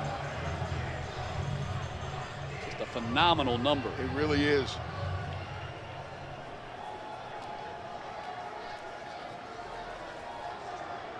Hill looks to the sideline, Slope in the backfield with him. Got a whistle here. Going to call a timeout. Delay game. Oh. Offense. 5-yard penalty. Remains 3rd down. So if they wanted the timeout, they didn't get it in time. I thought they were going for the timeout. That's going to back them up and make it 3rd and 25. There's no call for delay game. First charge timeout, Rhode Island. Yeah, This will be a 30-second timeout. I thought they got the timeout, and the official missed it there the first time around. So you got a 3rd and 25 coming up right here. Georgia State bench is clear. Everybody's coming out and huddling up. And really, this defense has to find some solutions, Matt. This is a crucial time in the game. If they're going to tip things back Georgia State's way, the defense has to come up with a stop here. I mean, you look at the numbers this Rams offense has been able to put up so far. 405 total, 316 in the air, 89 on the ground, 18 first downs, 12 of 15 on 3rd down conversions, 57 total plays, 19 more than the Panthers. And time of possession, they have not reset that yet. They do after the end of the possession, but nearly a double advantage at the start of this possession for the Rams and the Panthers. 24 to less than 13 minutes time of possession. Not typically a big stat sometimes, but here tonight it's been apropos. Silas on the run, going to be cut down well short of the first down. It's going to be a punting situation for the Rams. Silas picks up 7 on the play. Reverse angle.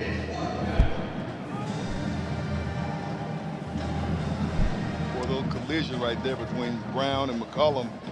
Silas is going to be a good running back. I like what I've seen from the Iowa State transfer here tonight. He's right at 50 yards, maybe goes over it right there with that run for the night in his first game with the Rams. Walter on the punt, I think 2nd time. Last time he punted, he got clobbered. And a roughing penalty on the Panthers. They're coming after it again. He gets it out of there with the left foot. And Carter fields it going out of bounds. Let's see where they spot it. The 12, 43-yard kick for Walter. The Panthers get it back with 3:36 to play in the quarter. In a tie ball game, 28-28. Now let's see how they come back with on offense. We saw the ground game last time. We saw Granger call his own number and say, you know what, let me make some contributions running football. Made a nice run and it opened things up for the pass game. Let's see how they do it this time. Well, the ground game has been the Panthers' identity since Sean Elliott became the head coach. Averaged over 230 yards rushing per game over the last 4 seasons.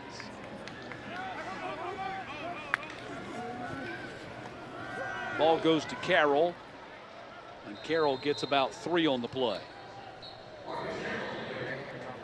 213 last year, 220 the last 4 seasons. I was 10 off, but they were one of 18 programs in the country last year to average more than 200 rushing and 200 passing per game.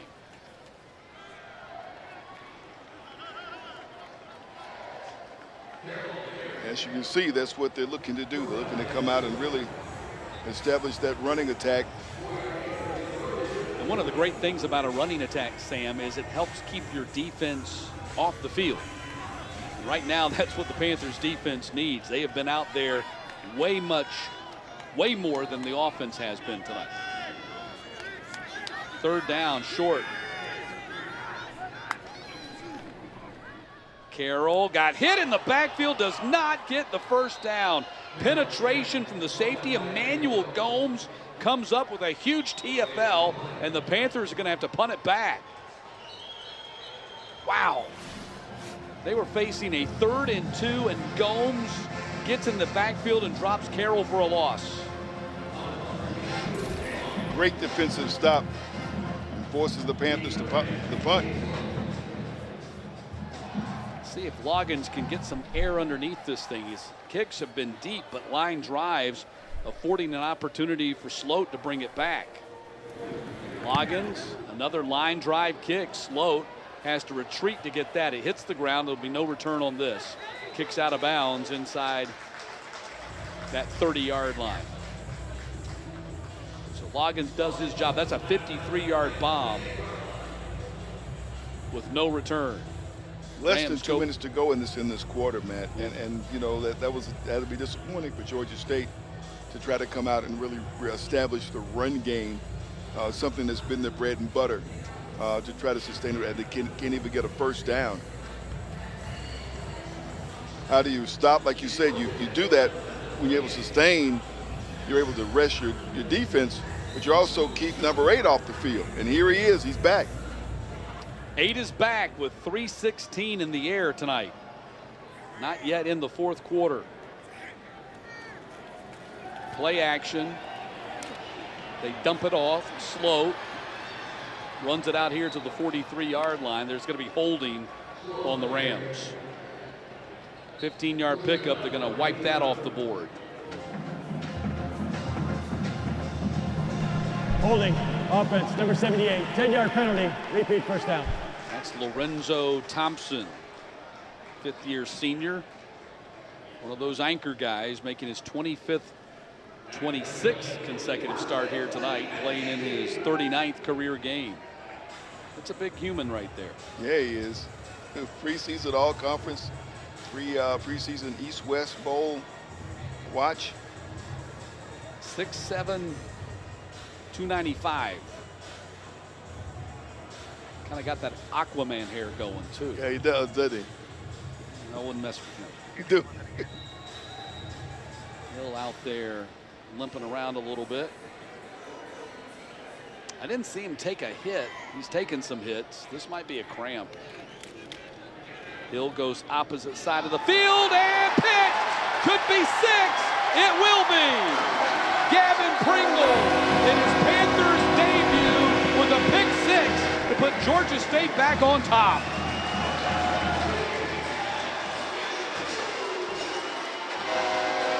Talk about the right place at the right time. And I'm looking right now at Hill, the way he threw that ball. If he's favoring something with his leg, that cause that pass to drift. 23-yard pick 6 for Gavin Pringle. 2nd pick that Hill has thrown tonight. And it gives Georgia State a 34-28 lead. And you might be right. We had just mentioned that he was hobbling a little bit, so maybe didn't get his legs underneath him on that throw. Late man on the field for the Rams. And Rickman with the PAT. It's 35-28. Celebration time for Gavin Pringle. Let's see. Yeah, I don't know. Didn't look like it had anything to do with the throw. I don't know, like he kind of armed it. Just armed it, like didn't, you use your whole body when you're throwing. It seemed like he just armed it. And maybe that's something you watch for. Yeah. looked like he was trying to drop it in there for the target, Savage, and it sailed on him a little bit. Panthers had a school record 25 takeaways a year ago with 13 picks and 12 fumble recoveries. 11th most in FBS. And a big one here tonight. Any coach will tell you it's big when your defense scores points. Well, they've had 2 big pickoffs, both in scoring opportunities. One that turned into 6 for the Panthers, and the other denied the Rams 6 when the Panthers got the pick in the end zone.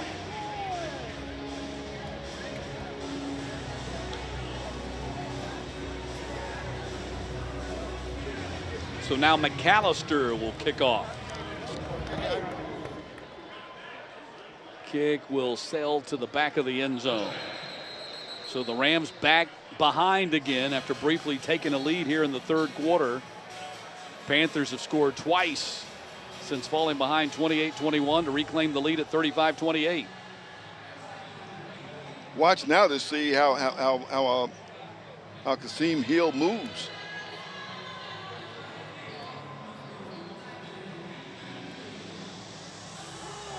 We did see Devin Farrell, the Milton graduate, get in the game for 1 snap earlier in the game. But Hill comes back out here to direct the offense.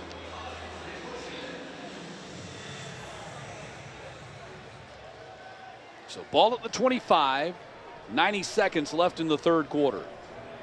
Rourke, the tight end, goes in motion to the other side. That's Silas in the backfield. Going to get the handoff, and Silas gets hit right there at the line of scrimmage. Great pursuit by the Panthers. That was Leach, Taiji Leach, transfer from Lehigh, getting the tackle.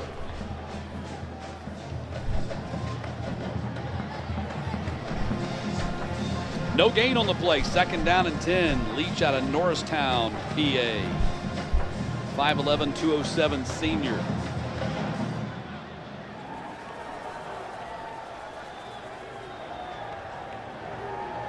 Play clock now, or game clock under 1 minute to play in the third quarter. Nothing doing for Hill. He runs it right into the line of scrimmage. Now a little bit of a scuffle. That's Correa, their all-conference guard, lost his helmet.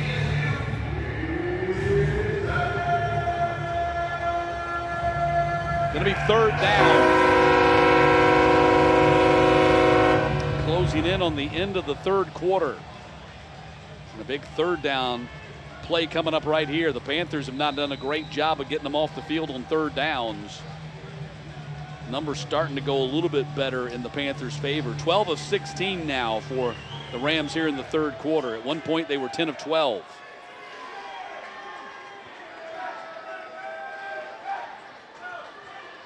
Sloat the handoff, and Sloat right up the middle, close to the 1st down. Panthers got caught looking at what they thought was an obvious passing situation. They hit him with the Sloat run to move the sticks. He got just enough. And that's going to be the final play of the third quarter. Hill still favoring that leg as he walks to the sideline. 45 minutes in the books in Atlanta, heading to the final 15 here at Center Park Stadium. 14 points in the second and third quarter for the Rams to get them back in the game, but a pick 6 by Pringle. So a big development here as we start the fourth quarter. The last play of the third under review. They have ruled that Sloat came up a yard short of the 1st down. So it's going to be 4th and 1 as we start the fourth quarter. Now, look, down, and that's the right call. You can see his knee is down right there. The position of the ball is not at the 35, it's at the 34. So they got the call right. And so this is big because instead of having 1st and 10 to start the fourth quarter, it's now 4th and 1 for the Rams at their own 34.5-yard line. Let's see what they do here. They have not brought out the punt unit.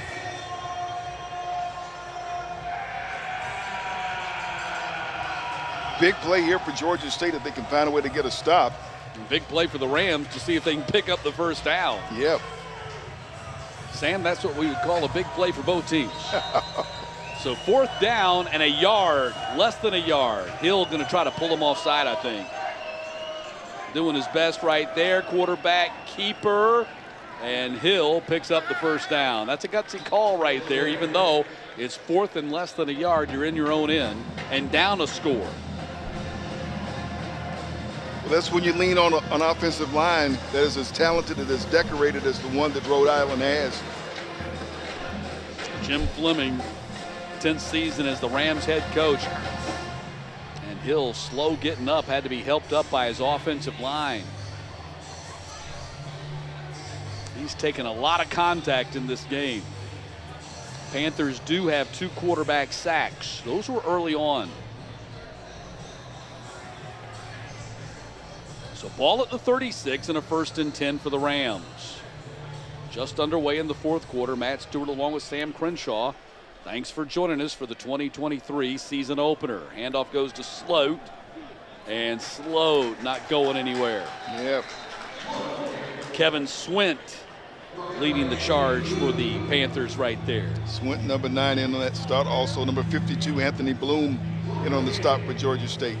Swint was a 4-star linebacker out of Carrollton High School when he signed with the Clemson Tigers. Just never really could make it work in Clemson.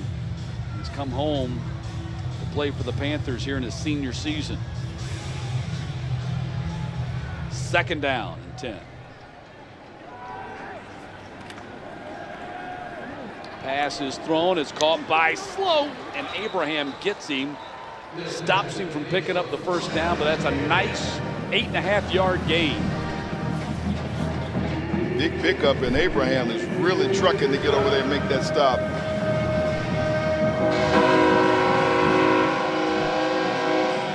Brings up 3rd and short.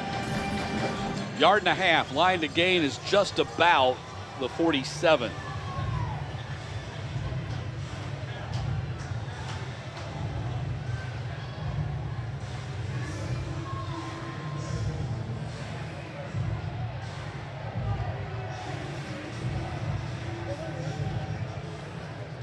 Keeper, Hill going to be close to the first down with 2nd effort. I think he used that big body of his. He's 234. Yep. And the sticks He's a are moving. strong dude. It's another look. Read it, didn't give the ball to McKenzie, kept it instead. And was just able to fight through that tackle by the safety, Jeremiah Johnson, to pick up the first down. 1st and 10, ball at the 47. Rams down a score after the pick 6 by Gavin Pringle late in the 3rd quarter.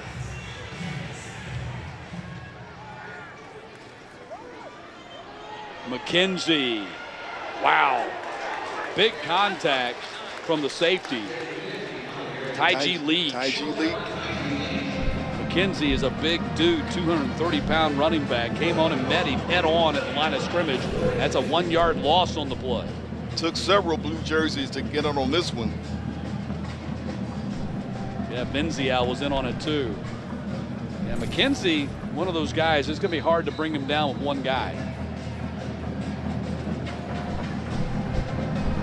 Under 11.5 left in regulation, and a 35-28 lead for the Panthers. Irby goes in motion. He hasn't had a ball come his way here in the 2nd half, at least not yet. The ball goes instead right in the middle. First catch of the game for Mensah. Jamal Mensah with the reception down to the 44.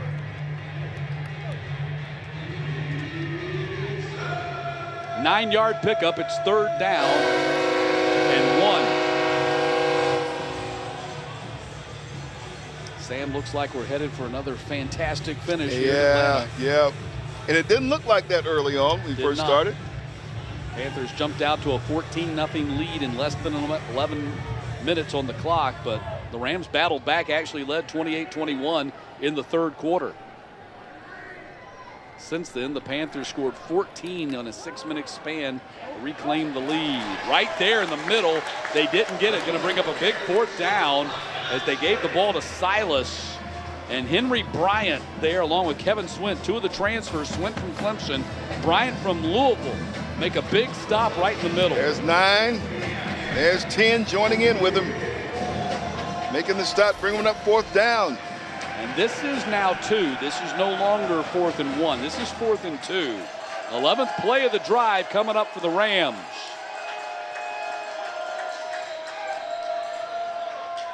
And a timeout's going to be called by Georgia State. We'll step aside with them. First charge timeout, Georgia State. Timeout on the field. Rams trying to even up the score. 3-2, music and back. Game summary, we're scoreless so far here in the 4th quarter. Panthers leading 35-28. Rams trying to do something about that. Sam, they're facing 4th and 2 at the Panthers 45.5, and they're going for it, looks like. Panther defense came up big on 3rd down. Can they bring it back one more time? Out of the shotgun, they flip-flop the tight ends. And now Sloat flip-flops too. Hill stops to look at the sideline. 9 on the play clock. Now 5. Now under center, going to try to draw him off sides. And not going to be able to as the play clock goes to 0. Delay game, offense, 5-yard penalty. Remains 4th down. So the Rams went for it on 4th and less than a yard in their own end at their own 34. But here on 4th and 2 at the Panthers 45.5, they're going to punt. I thought they would go for it. I really did. Maybe they saw something though on that 3rd down play that made them figure, okay, let's try to kick it and see if they can't pin the Panthers deep in their own end. They have 95 yards rushing tonight. Silas has been their #1 rusher, the newcomer from Iowa State, with 51 yards on the ground. I would think you would go with someone like a guy like McKenzie. McKenzie's got that size, short yardage, but they're going to kick it away. Walter, snap goes back.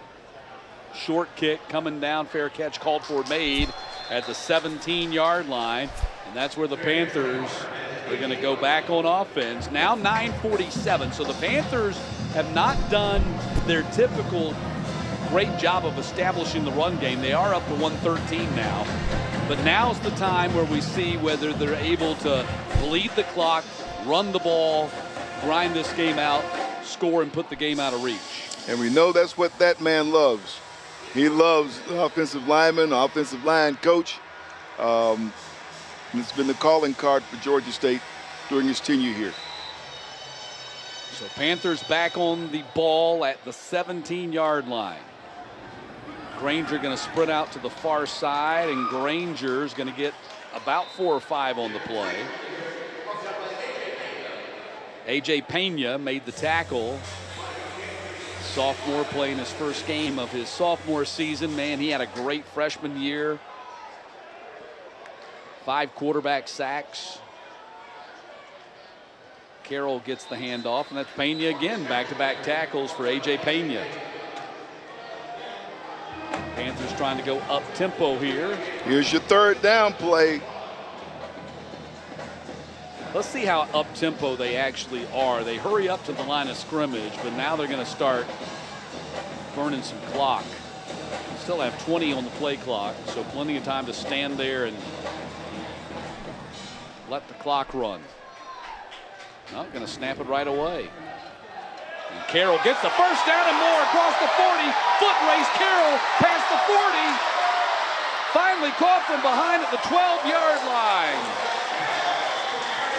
Touchdown saving tackle by Saeed Gibbs, the corner, but a huge gain for Carroll. Perhaps a backbreaker in this game. Went 63 yards.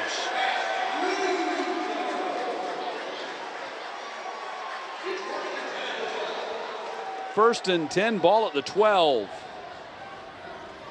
Carroll again, right up the middle again, touchdown.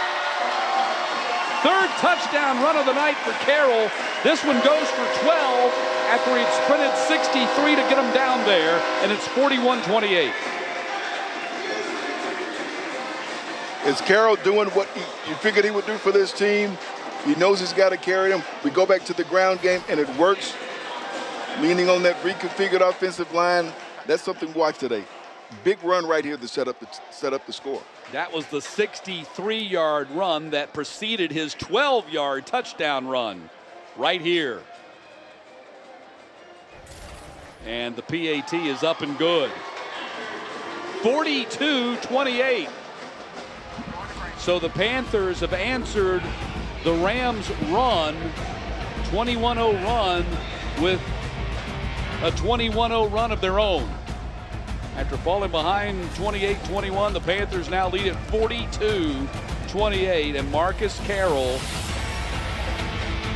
15 carries for 42-28 lead here in Atlanta. 2023 season opener. Matt Stewart along with Sam Crenshaw. Career high for Marcus Carroll. 75 yards rushing in the fourth quarter. It's the fourth best rushing total single game in Georgia State history. Jordan on the return gets stopped at the 21. That's where the Rams go back on offense. Now they're down 2 scores with 8:10 to go in regulation. Still time now, still time in this game, but Georgia State has done some things to really frustrate Rhode Island team, and now you want to see how Kasim Hill is moving when he comes back out. So coaches always, their life is being second guessed, but perhaps Coach Fleming second guessing himself for not going for it on 4th down and 2 and giving the ball back to the Panthers, who gashed them in the run game.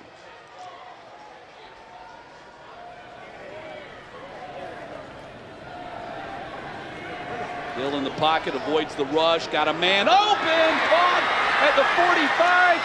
Let's see if that's going to be a long touchdown. Brown finally gets to Buchanan inside the 10.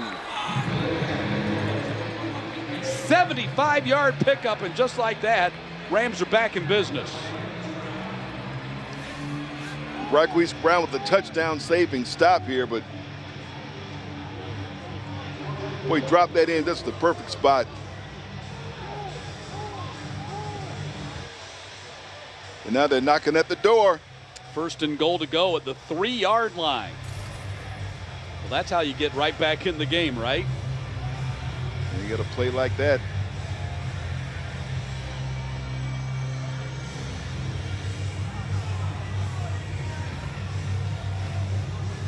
Look at that passing number.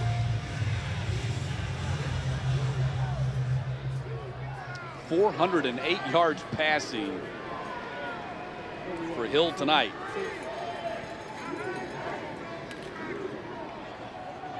Hill gonna keep, and Hill not gonna get there. That was Anthony Bloom making the tackle. Actually lost some yardage on the play. Maybe 2 yards, gonna be 2nd and goal, but now from the 5.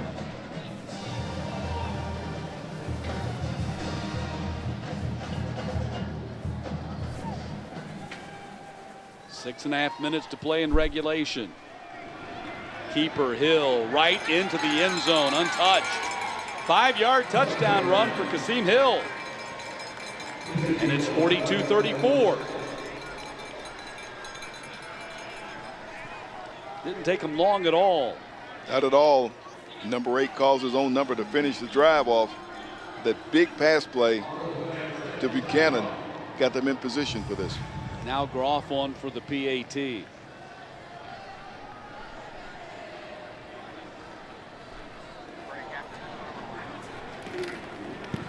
And the kick is right through the uprights.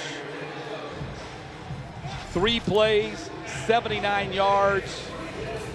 Touchdown run by Hill at the end after he threw a 75-yard pass to Buchanan to get him down there. 42-35 in Atlanta. Still plenty of football left in this one. The game. 7, 6, 4, 3, 2, 1. 42-35 with 6:27 left in regulation. Matt Stewart, Sam Crenshaw. Hope you've enjoyed this highly entertaining college football opener here at Center Park Stadium tonight. We still got a long way to go in this one. Now the Rams are the ones who need a stop. Lewis takes it at the 3. Will try to return it. And this time he doesn't get back to the 25. So there you roll the dice, and instead of fair catching the ball, you don't get it back to the 25, just a 20-yard return. Yeah, that's different. Like I said, recent years we haven't seen many returns by Georgia State. At least they're attempting them tonight. Things have gotten a little crazy here. Big plays. You had the 63-yard run by Marcus Carroll on the very next play. Went 12 yards for the score. And then the Rams on their very first play, 75 yards up top, as Hill dropped it right into the breadbasket of Buchanan. He didn't get into the end zone, but 2 plays later, Hill did. And we're at 42-35. 1st and 10 for the Panthers from their own 25. Nice move by Granger. Stuck his foot in the ground and cut upfield and picks up 12 on the play.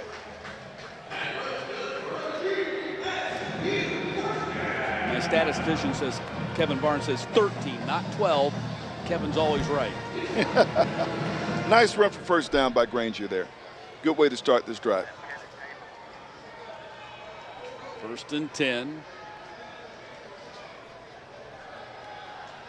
Granger given time, going deep, looking for Cradle, and it's intercepted at the 20-yard line. Or did they rule that incomplete? Incomplete. Incomplete.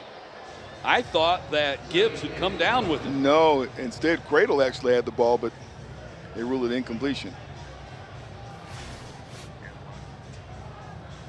You saw Coach Elliott pointing at Cradle and said he caught it.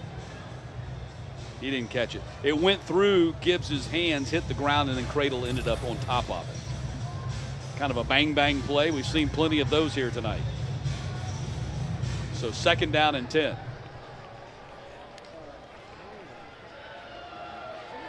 Granger going to cut up and not get a lot of running room that time. That was Gabe Salomons making the tackle.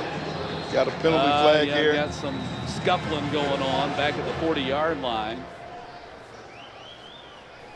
What was going on? Got a couple of big fellows about 20 yards downfield. What was going on there? I don't know.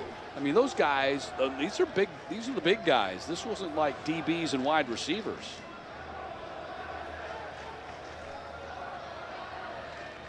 If that's who the flag was on.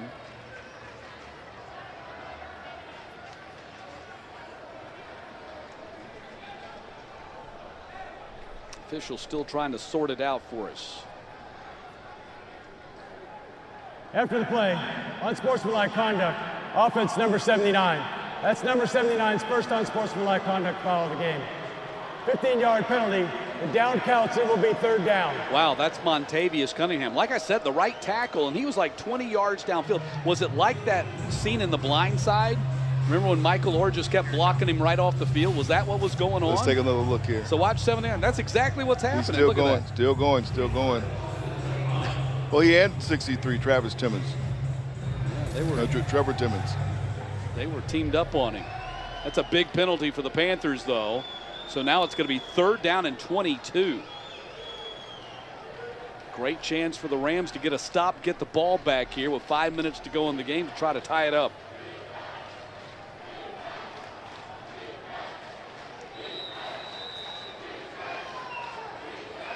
That was not a smart penalty.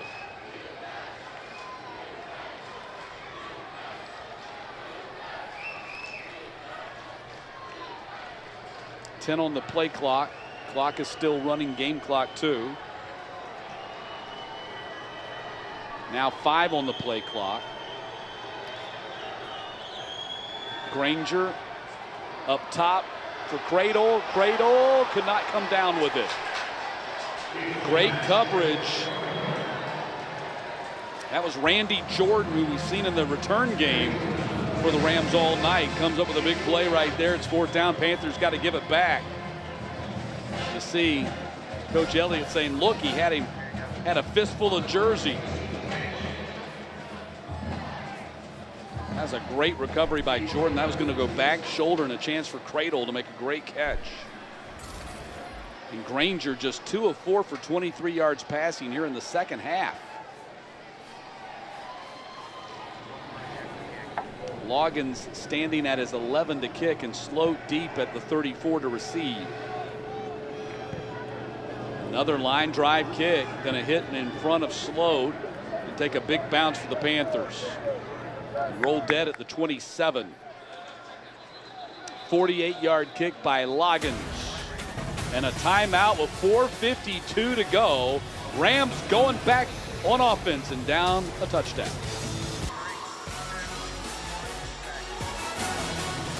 Downtown Atlanta to start a Labor Day weekend in our 2023 college football opener here in Sun Belt football. Everybody else playing on Saturday. You saw Commissioner Keith Gill join us at halftime. Big game coming up in New Orleans.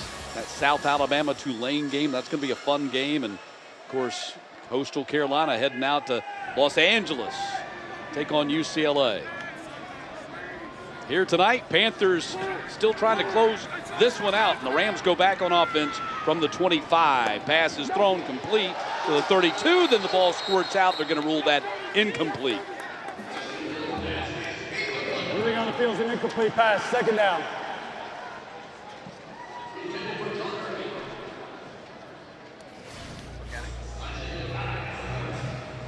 Another look, throw it out there, and yeah, it comes out. That's Isaiah Guy, redshirt freshman, on the coverage. He's not on the 2 deep. So that means they've gone 3 deep at the cornerback position here late in this fourth quarter. Second down and 10.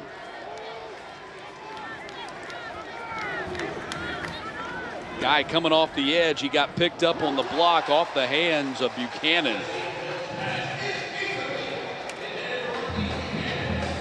Now, that's something we haven't seen much of tonight. The receivers have been really good for Rhode Island.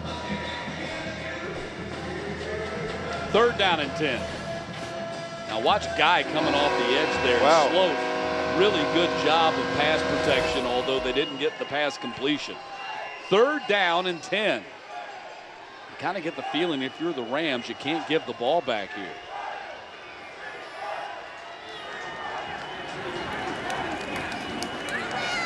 Hill's got a pocket, throws downfield, and it is incomplete. Now it's going to be fourth down. They have to punt. They got no recourse. Trying to connect with Irby. Juntre Hunter looked like he may have gotten a hand on that. Got a hand up in front of it. Take another look here. Yeah. Watch for number 1. Hunter had a shot at the pick. Right there. Just over his outstretched hands.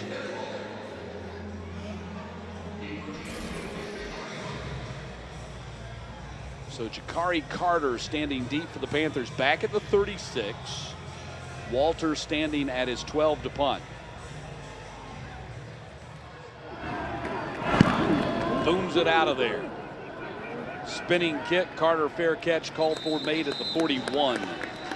33-yard kick with lots of air underneath it. Now the Panthers back on offense with 4:31 left in regulation. How many first downs? How many first downs would it take? Well, let's see. Now. They still have 2 timeouts. I don't know that we're. I don't think we're in that situation. I think the Panthers got to come down here and try to score.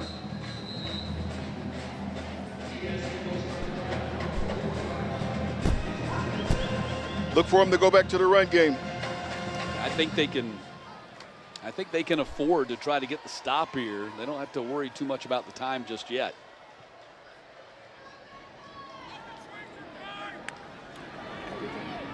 Carroll right up the middle. They got to try to keep that from happening. Carroll has gashed him the last 3 times he's touched the ball on runs straight up the middle. That's 8 yards on the carry for Carroll. He's already got himself a career night tonight. He's got a shot at 200 before the night is over. He's at 176 on 16 carries right now. Had a 63-yarder earlier in this quarter that was huge. Keeper Granger this time, and Granger gets thrown to the ground right there at the 50. That was Evan Stewart, the linebacker. third down and short. Bringing up a third down here. And which play do you call? You have Granger to give it, or do you give it back to Carroll? Are you asking me? I'm giving it to Carroll. I'll give it to Carroll too. I'm protecting my quarterback. I don't want to see him get any more, I don't want to see the quarterback get hit. I'm the coach. Carroll up the middle gets the first down. Ran right through the tackle of Bethel, who held on, but Carroll gets the first down. Just a really strong season opener for Marcus Carroll. Running right there behind Jonathan Brown and Avery Reese. They can keep him healthy. Guard. They can keep him healthy, Sam. Marcus Carroll is going to have a record-setting season rushing the ball, I think. Because it's pretty clear the way things look right here. Of course, it's a long season, but based on what we've seen here tonight, they feel like Carroll's the dude. I mean, the dude that's going to get like 90% of the carries. Hasn't been like that for a while now, since Trey Barnett did it in 2019. And Carroll, second effort, gets an extra yard. Freddie Millay made that tackle, second down. So now we are in that territory where they've got to get a stop. They got 2 timeouts. Panthers doing a really good job of burning clock here. We're at 2:16 on the clock and 23 on the play clock. So the Panthers don't have to snap this ball until there's less than 2 minutes left in the game. So I would say after this play, Rams got to burn a timeout.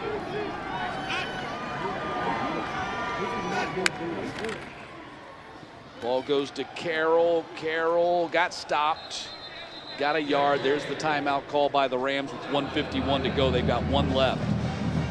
Second charge timeout, Rhode Island. Well, I tell you what, This will be a 30-second timeout. Panthers have done an excellent job of just burning this clock down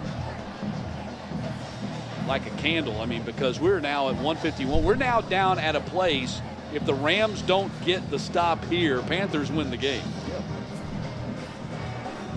Sam, you were right. I was wrong. They burned this clock really well. They're burning it well. They need to finish it. Here's a look at the schedule coming up. UConn's next. University of Connecticut. That'll be the next home game. This will be the first time since, I think, 2014 the Panthers have had back-to-back home games to start the season.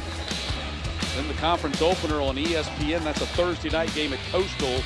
And the Panthers' first conference game here at home against the reigning champions, Troy Trojans, on September 30th.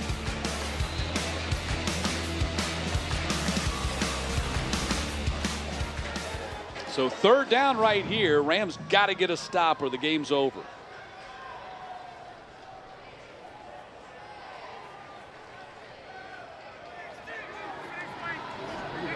Play clock 7, 6, 5. Snap of the ball. Granger going to keep it, and Granger down to the 38. Did not get the first down, about a yard short. So the Rams use their last timeout. And now this really is game on the line right here. This will be a 30-second timeout. I'm with you. I probably would have kept giving the ball to Carroll. But Granger has been managing things the second half. He's asserted himself a little more to run the football in the second half of this game. He is such a big part of their ground game. He led them in rushing last year. But given the Panthers' situation in backup quarterbacks, can't afford to let the guy get hurt. It's a fine line that you walk here, Sam, because he's such a big part of the ground game. It's hard to protect him. But he's built for that, and that's what we ever talk about, the extra weight that he has on. He's built better for it now than he was last year. Right? So that's the other thing. He's built for this. He knows the team will need him to do that this season, and he doesn't mind if he's showing it here in the first game of the season. Now can they get this 1 yard? Let's see if they just try to pull him off sides with the snap count. Play clock at 18, plenty of time. The clock is stopped, of course. Snap goes to Carroll. It's going to be close. I don't think he got it. I think the Rams got it. I think the Rams came up with the stop. Based on where the official has his foot down, I don't think he has it.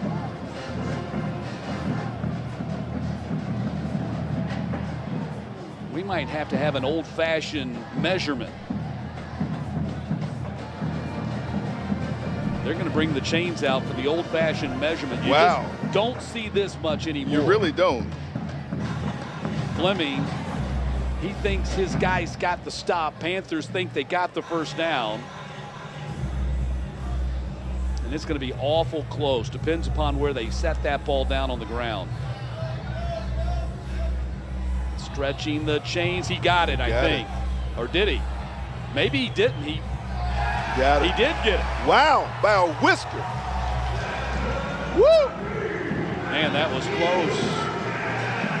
It wasn't even the nose. It was the skin of the nose of the football.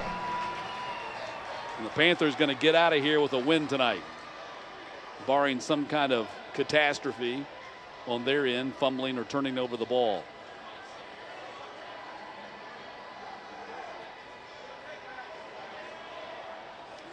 So what are they doing? I have no idea.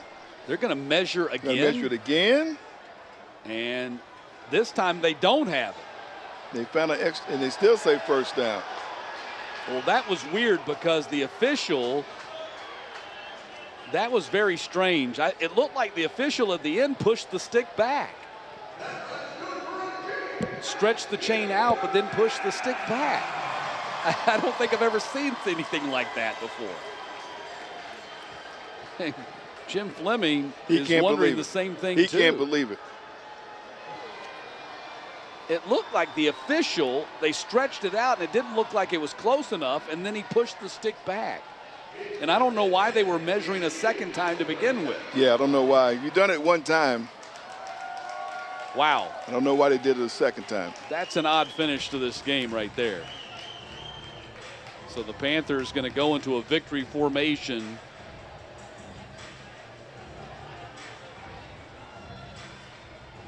With 1:35 to go. No more timeouts remaining for the Rams. Man. Ruling on the field that the runner reached the line of the gain. Previous play is under further review. Well, I thought that is a no-brainer right there, right? That's got to be under review. That's just a crazy play right there. Oh, my goodness.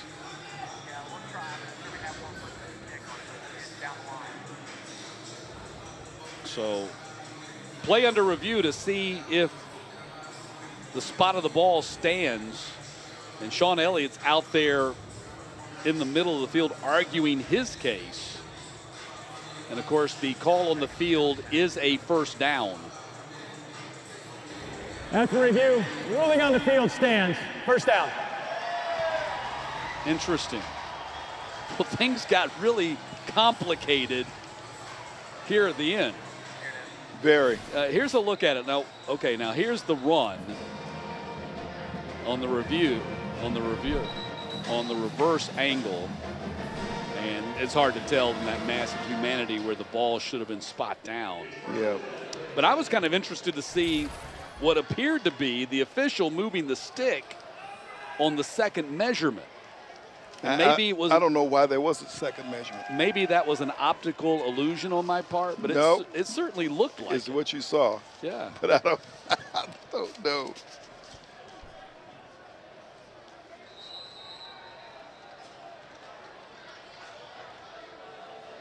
So the Panthers in a victory formation here at the 37-yard line. And the play clock is moving.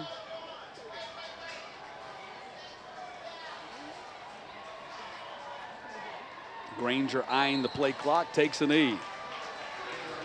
I think the Panthers will have to snap it one more time to secure a 42-35 victory over Rhode Island.